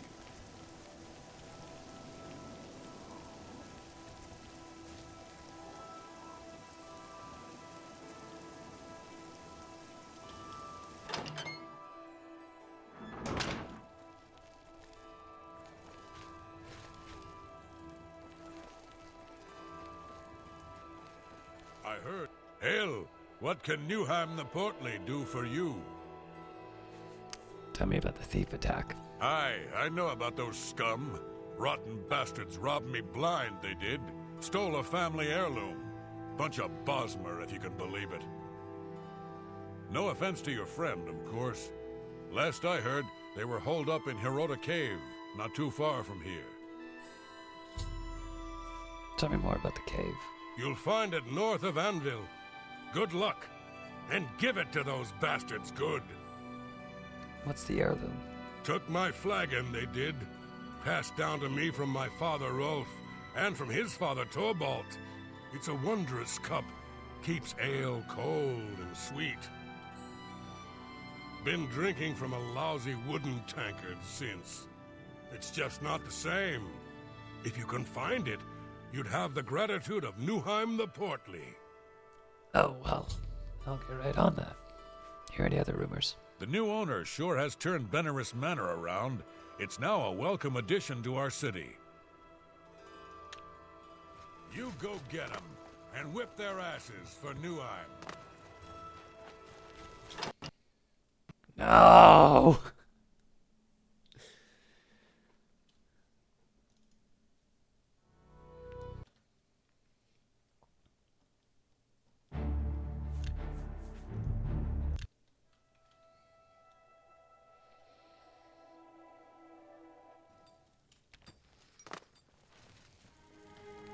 Hail!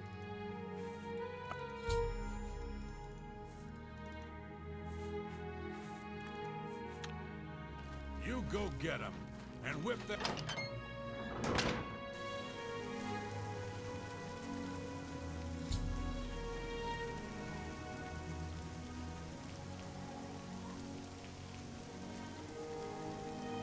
How about mixing up some Evening.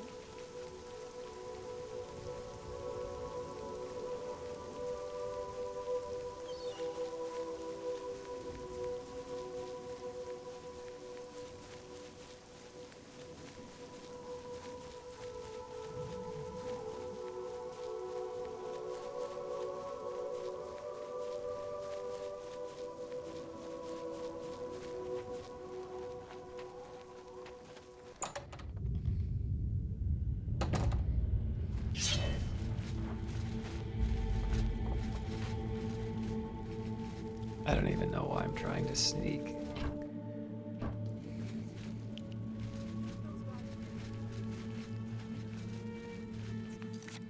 Newheim told me that the thieves are all Bosmer and may be located in Rhoda Cave, north of the city of Anvil. Magler and I should travel there and take care of them.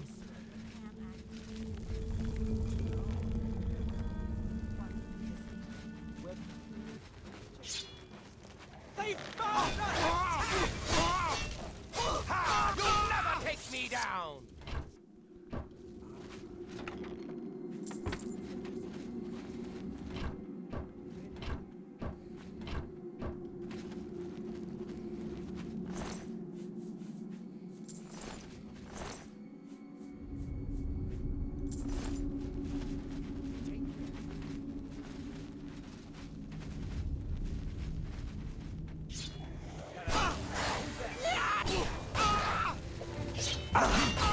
Take that! I'm on your side!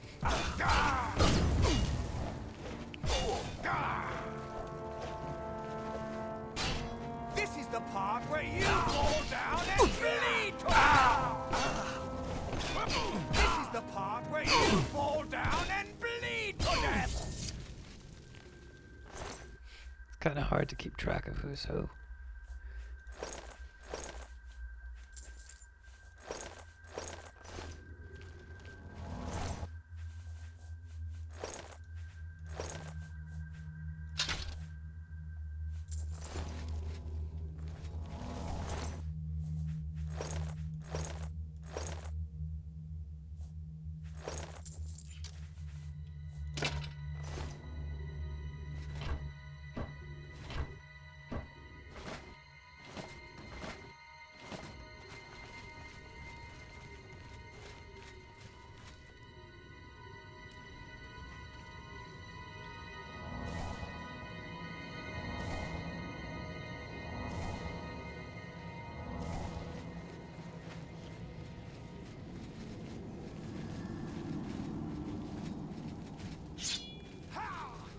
I'm just one! Show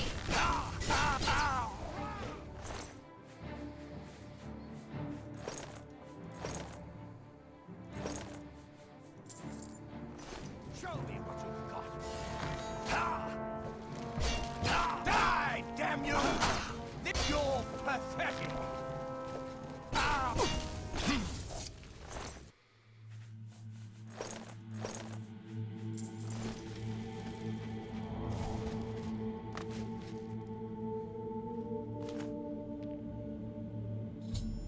I found Newheim the Portly's flagon. I should return it to him.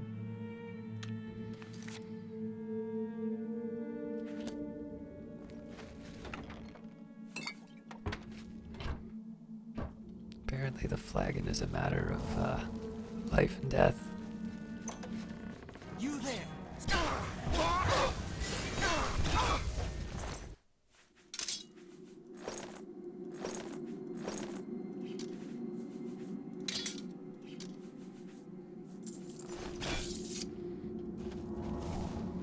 Was a claymore, now a clayless.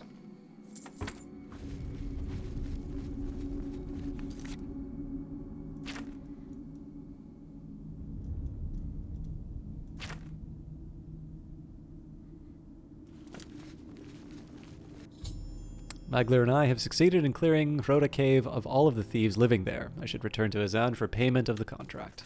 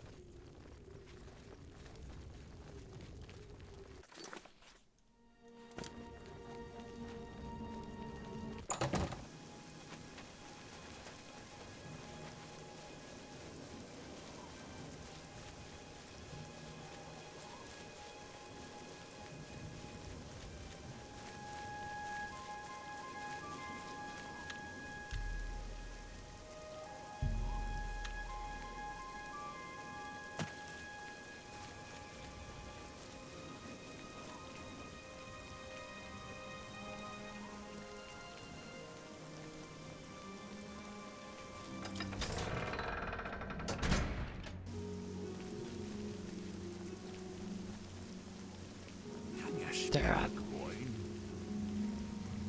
was really hoping I'd be able to sell some more. Well, I mean, I can just spend the night, but...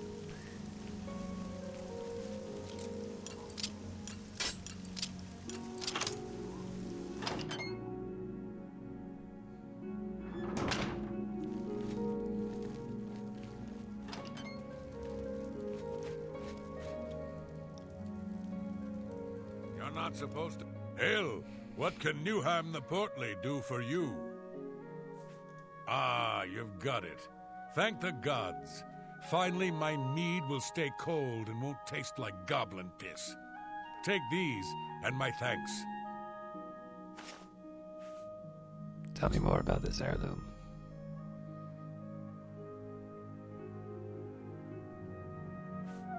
What's the... Okay, apparently I didn't get anything. Oh, there we go. I can't thank you enough for returning it, friend. Facial expression really says friend. Take care.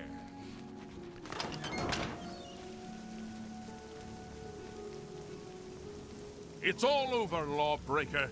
Your spree is at... Oh. Alright, I'm reloading that, because that's just dumb.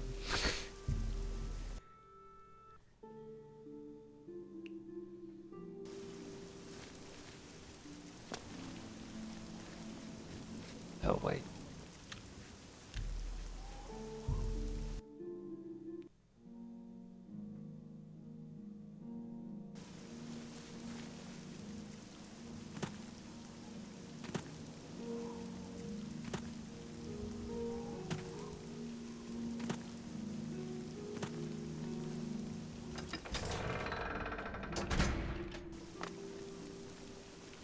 You've got some nimble fingers.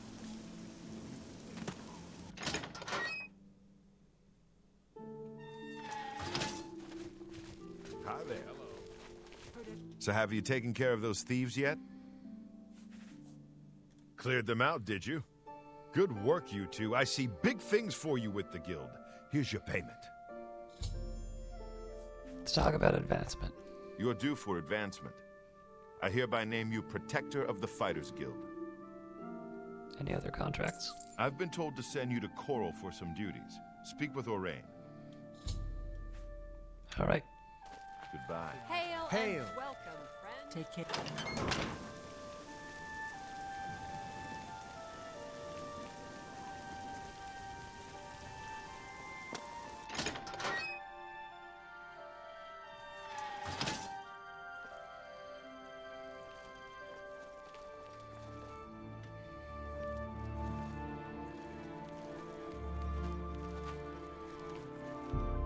I mean, we've been going pretty hard, so I figure a good night in a bed wouldn't hurt.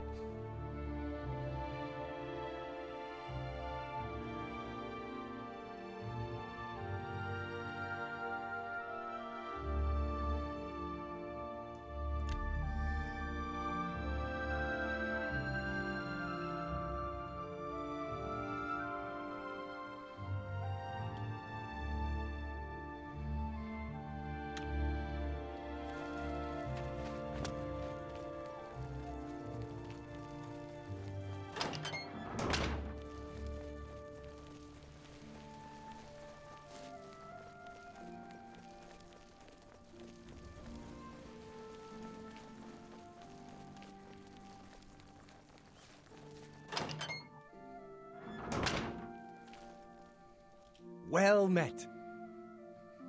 What can I interest you in?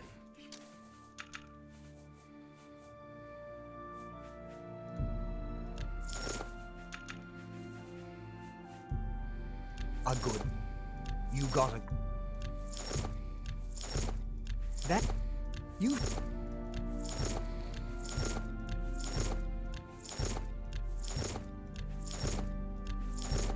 A.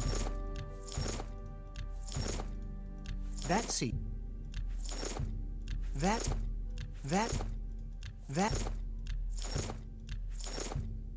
That's a pleasure to serve you. Farewell.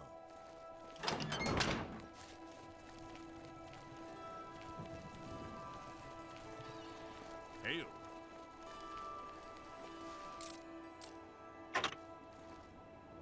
Okay, good.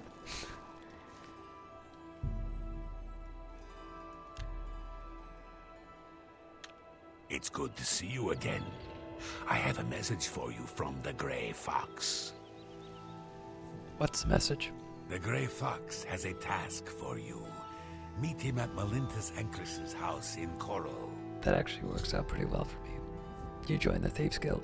Yes, I did. After you saved me in Castle Skingrad, I vowed to join. I was having no luck on my own. Now I am running errands for the Grey Fox himself. I owe you much for your help.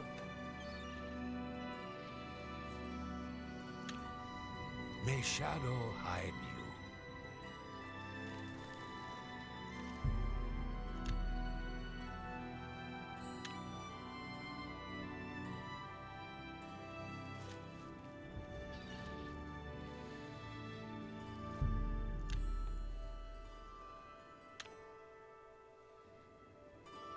Come on, Newheim.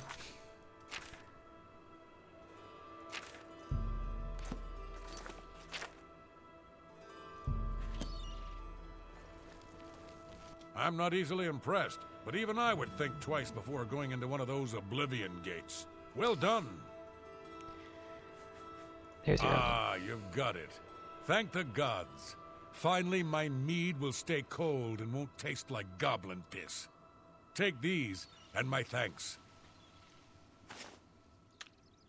I hope I can help. Tell me more about the heirloom. I can't thank you enough for returning it, friend. Bye.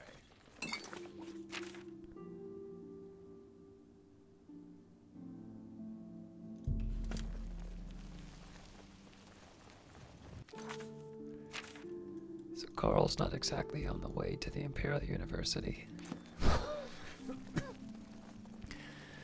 But we'll head there next. Sorry, we'll head to the Imperial University next, not, Good lord.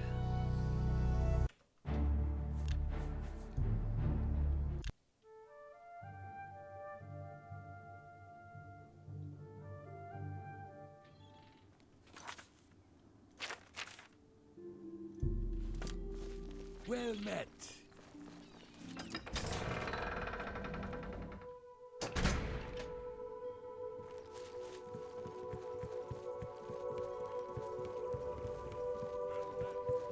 I have it on good authority that I'm not easily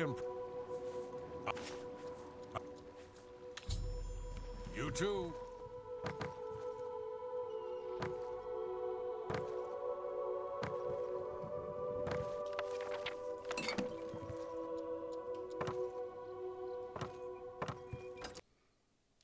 What is this game?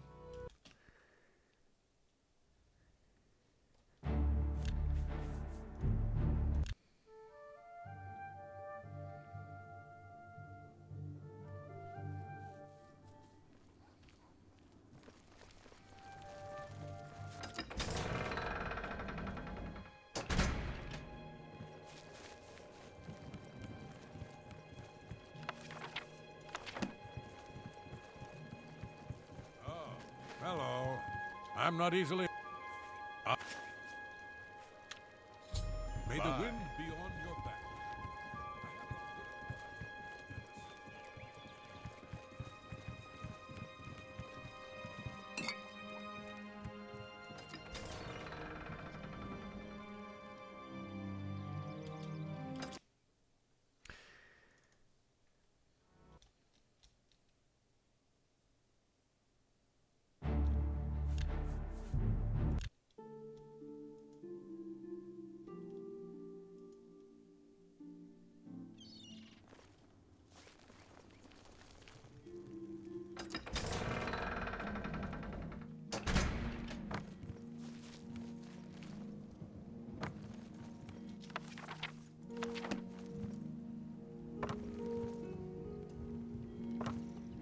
I'm not easily impressed.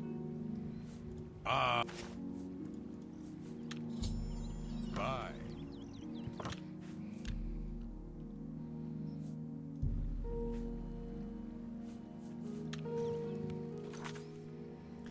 So we've been here before in Coral, so... What?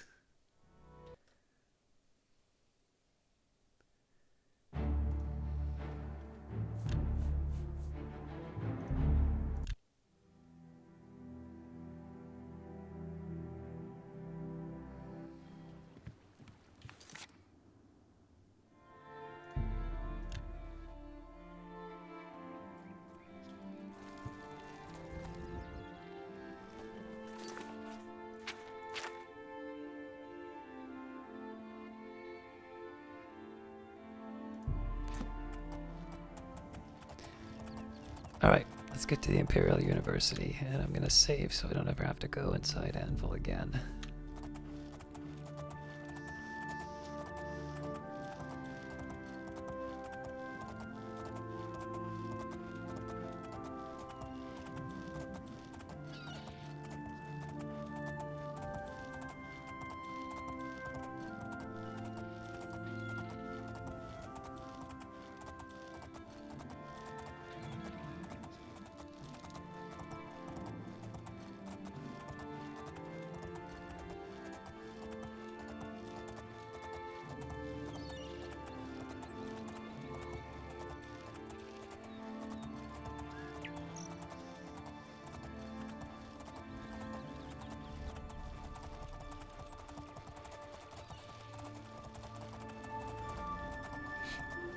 Okay then.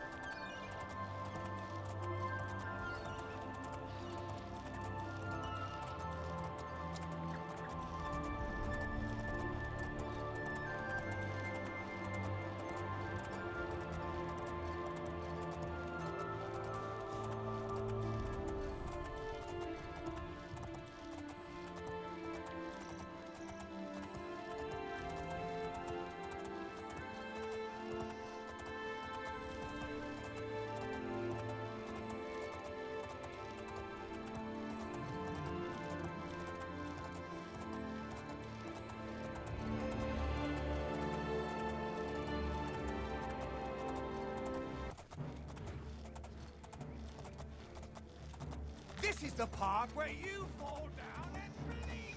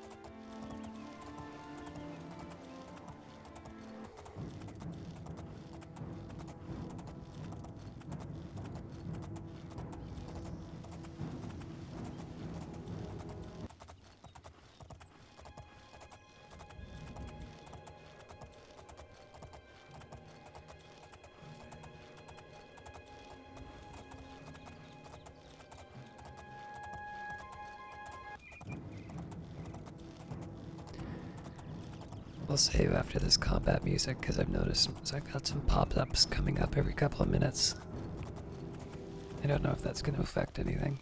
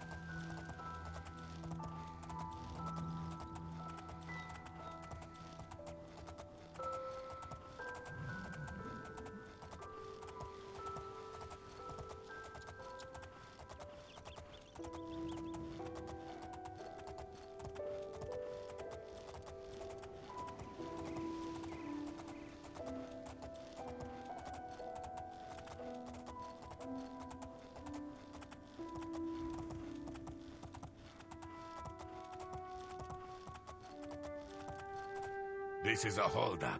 Hand it over or die. You forgot to bring your horse. Easily done.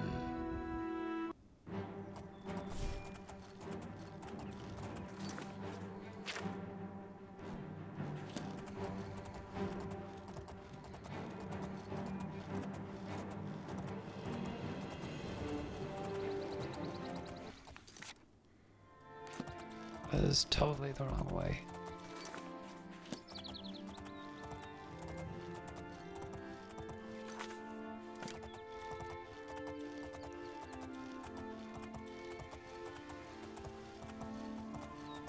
I was trying to avoid the town, but I messed up. Alright, I would rather not do this, but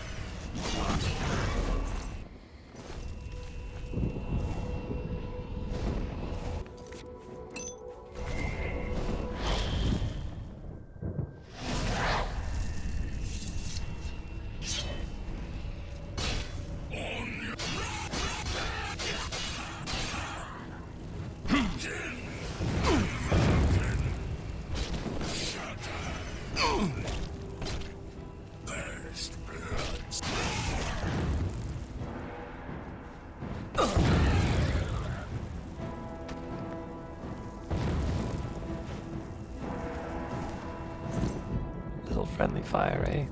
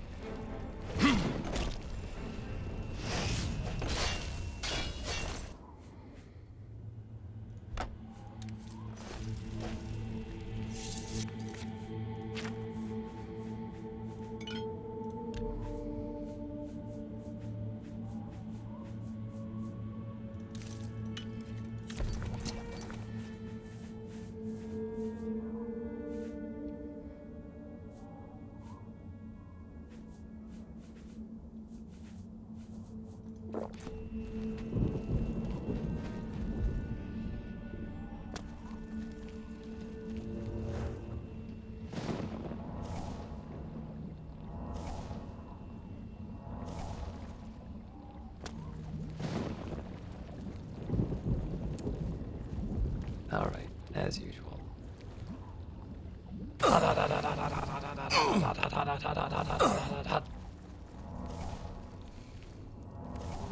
one of these ones.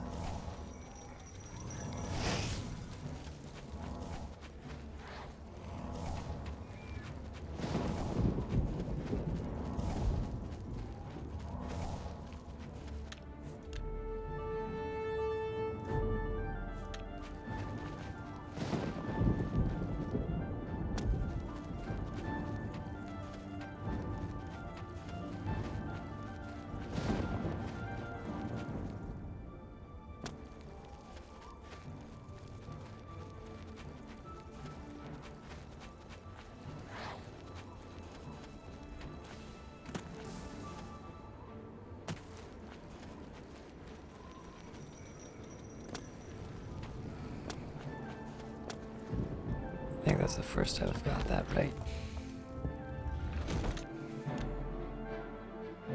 Now it says autosave.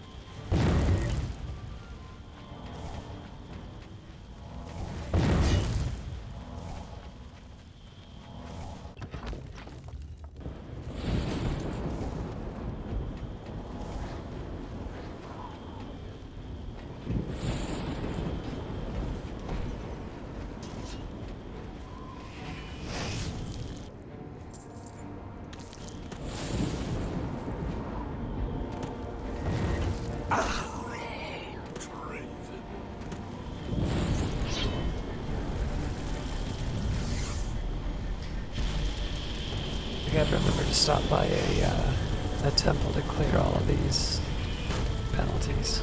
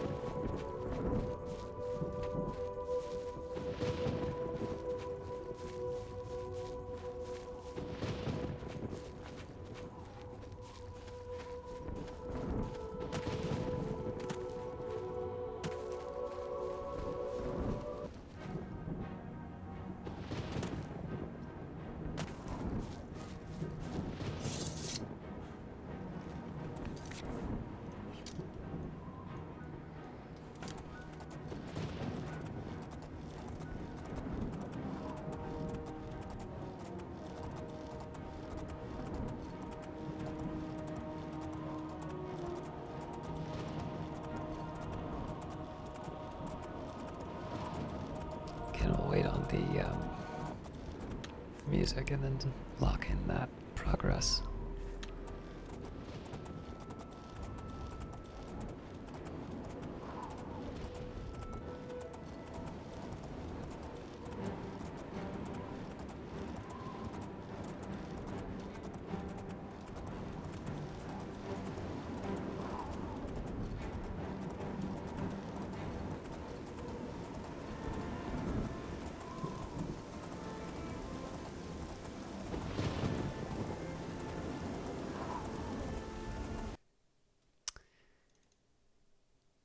I don't know what it is. I want to at least try and take it to the Imperial University.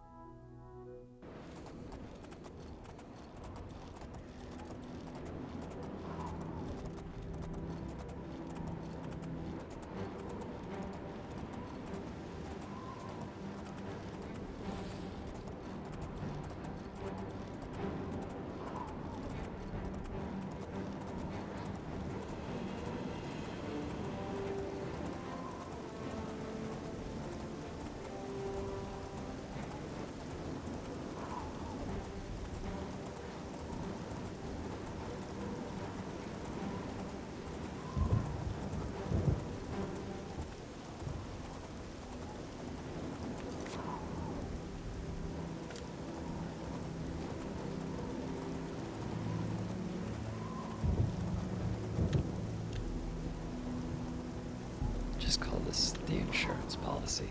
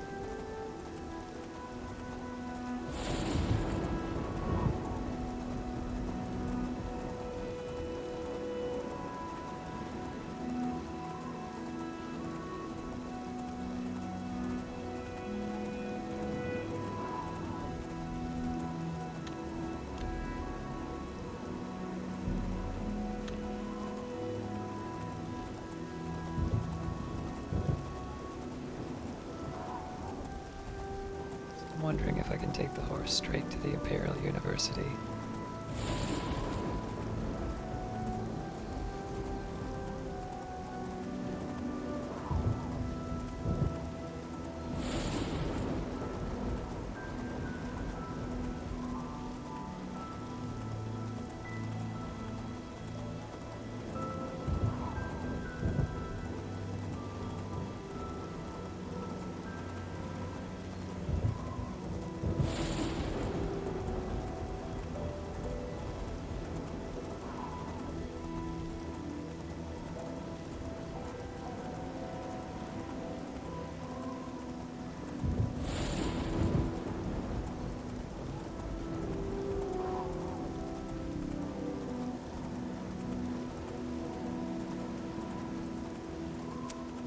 Ah, nuts. Oh. Good boy.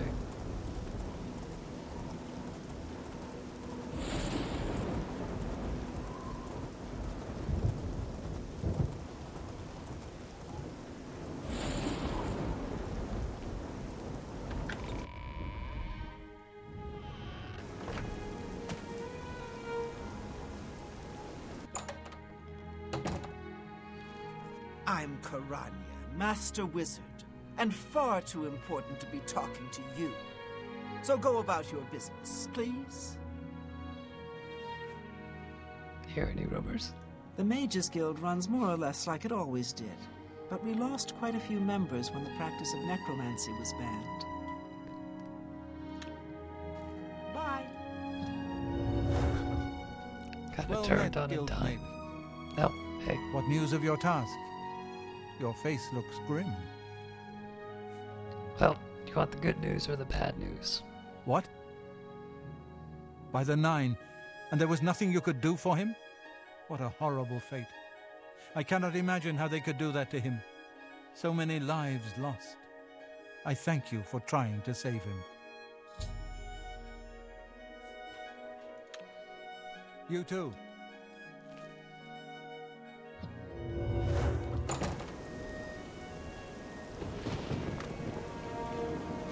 Hello, magician.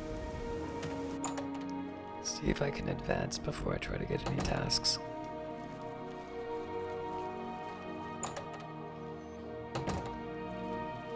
Well met, guildmate.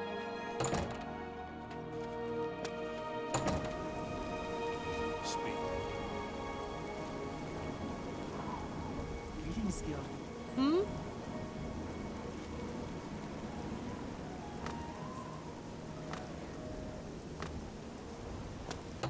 Well met, guildmate. Hmm? Yeah.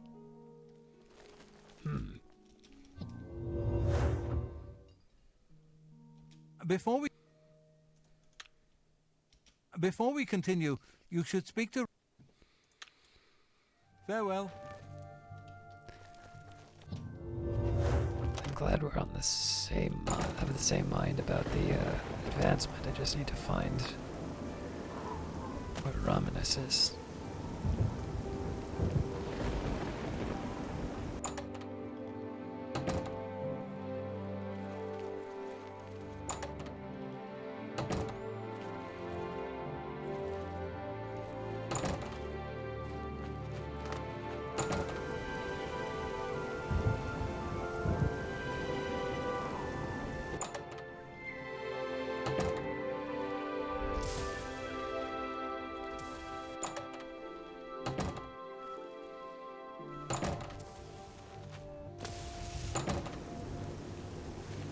You have my ears. Greetings, Guildmate.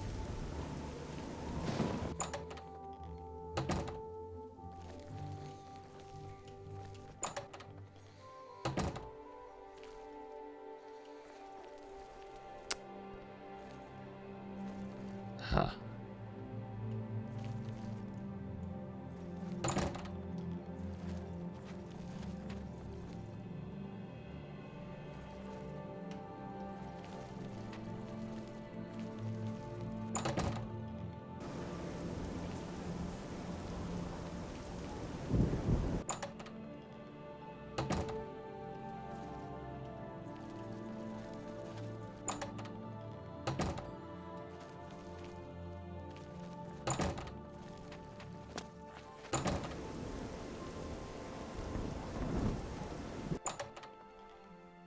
As magician.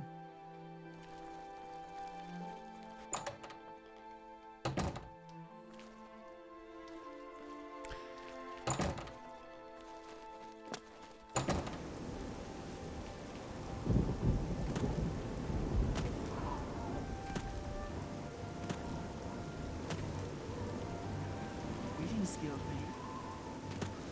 Greetings, guildmate. Greetings, magician. Hello, magician.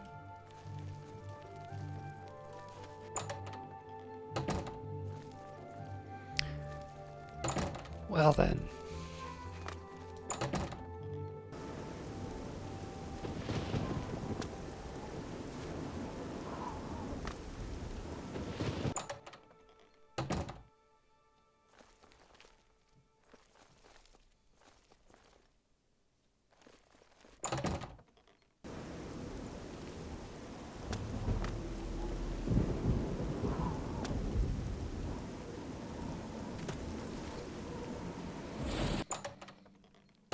Magician.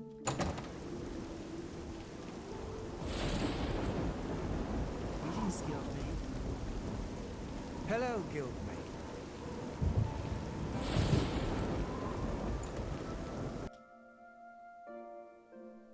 Greetings, magician.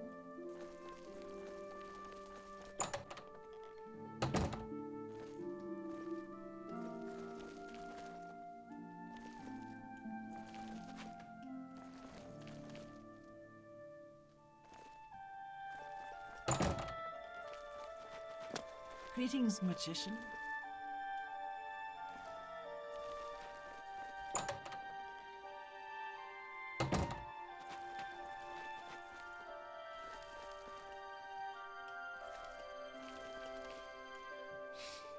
Where's Romanus?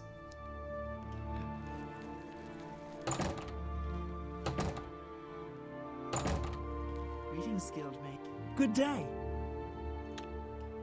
Be seeing you.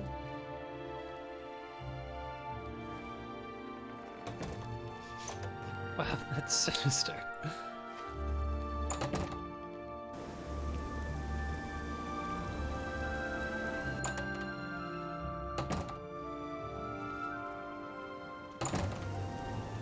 Okay, I'm gonna take this from the edge. I'm gonna go through each building, top to bottom. Well met, guildmate.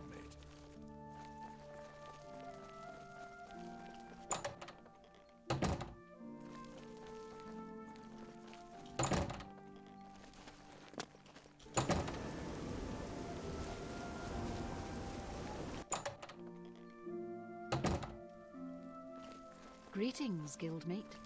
Well met, guildmate.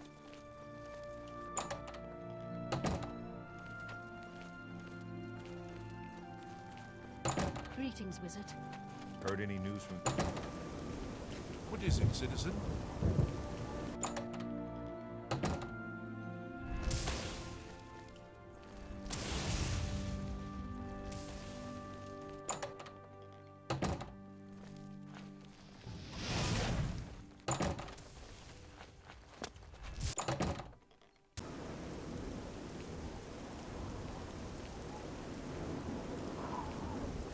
Greetings, magician.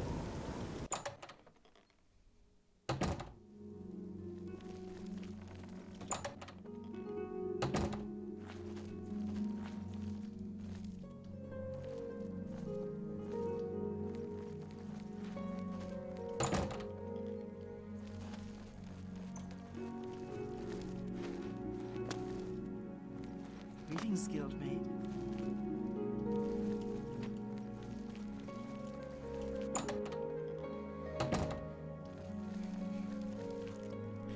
It's like they've all been caught.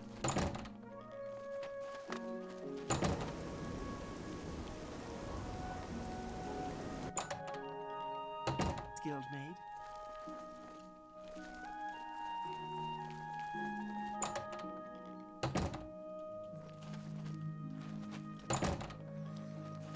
Greetings, magician.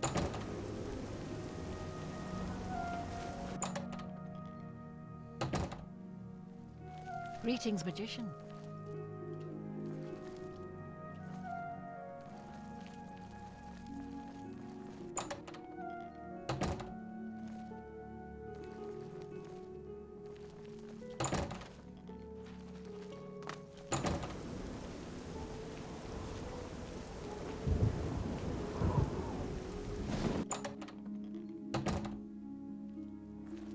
Where have you Good been? day.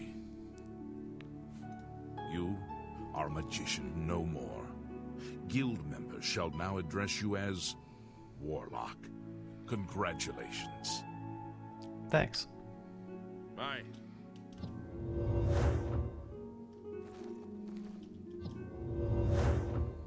Listen, There Sorry is to an wake urgent you. matter which requires your personal attention.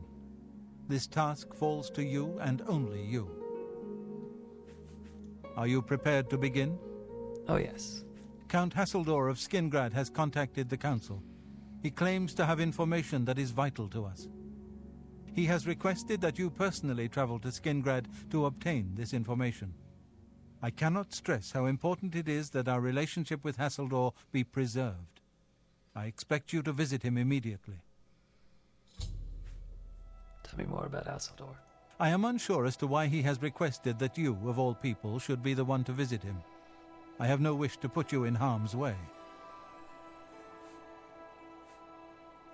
Anything significant about Skingrad? Please travel there as soon as possible. The Count is waiting for you. Count Hasseldor awaits your arrival.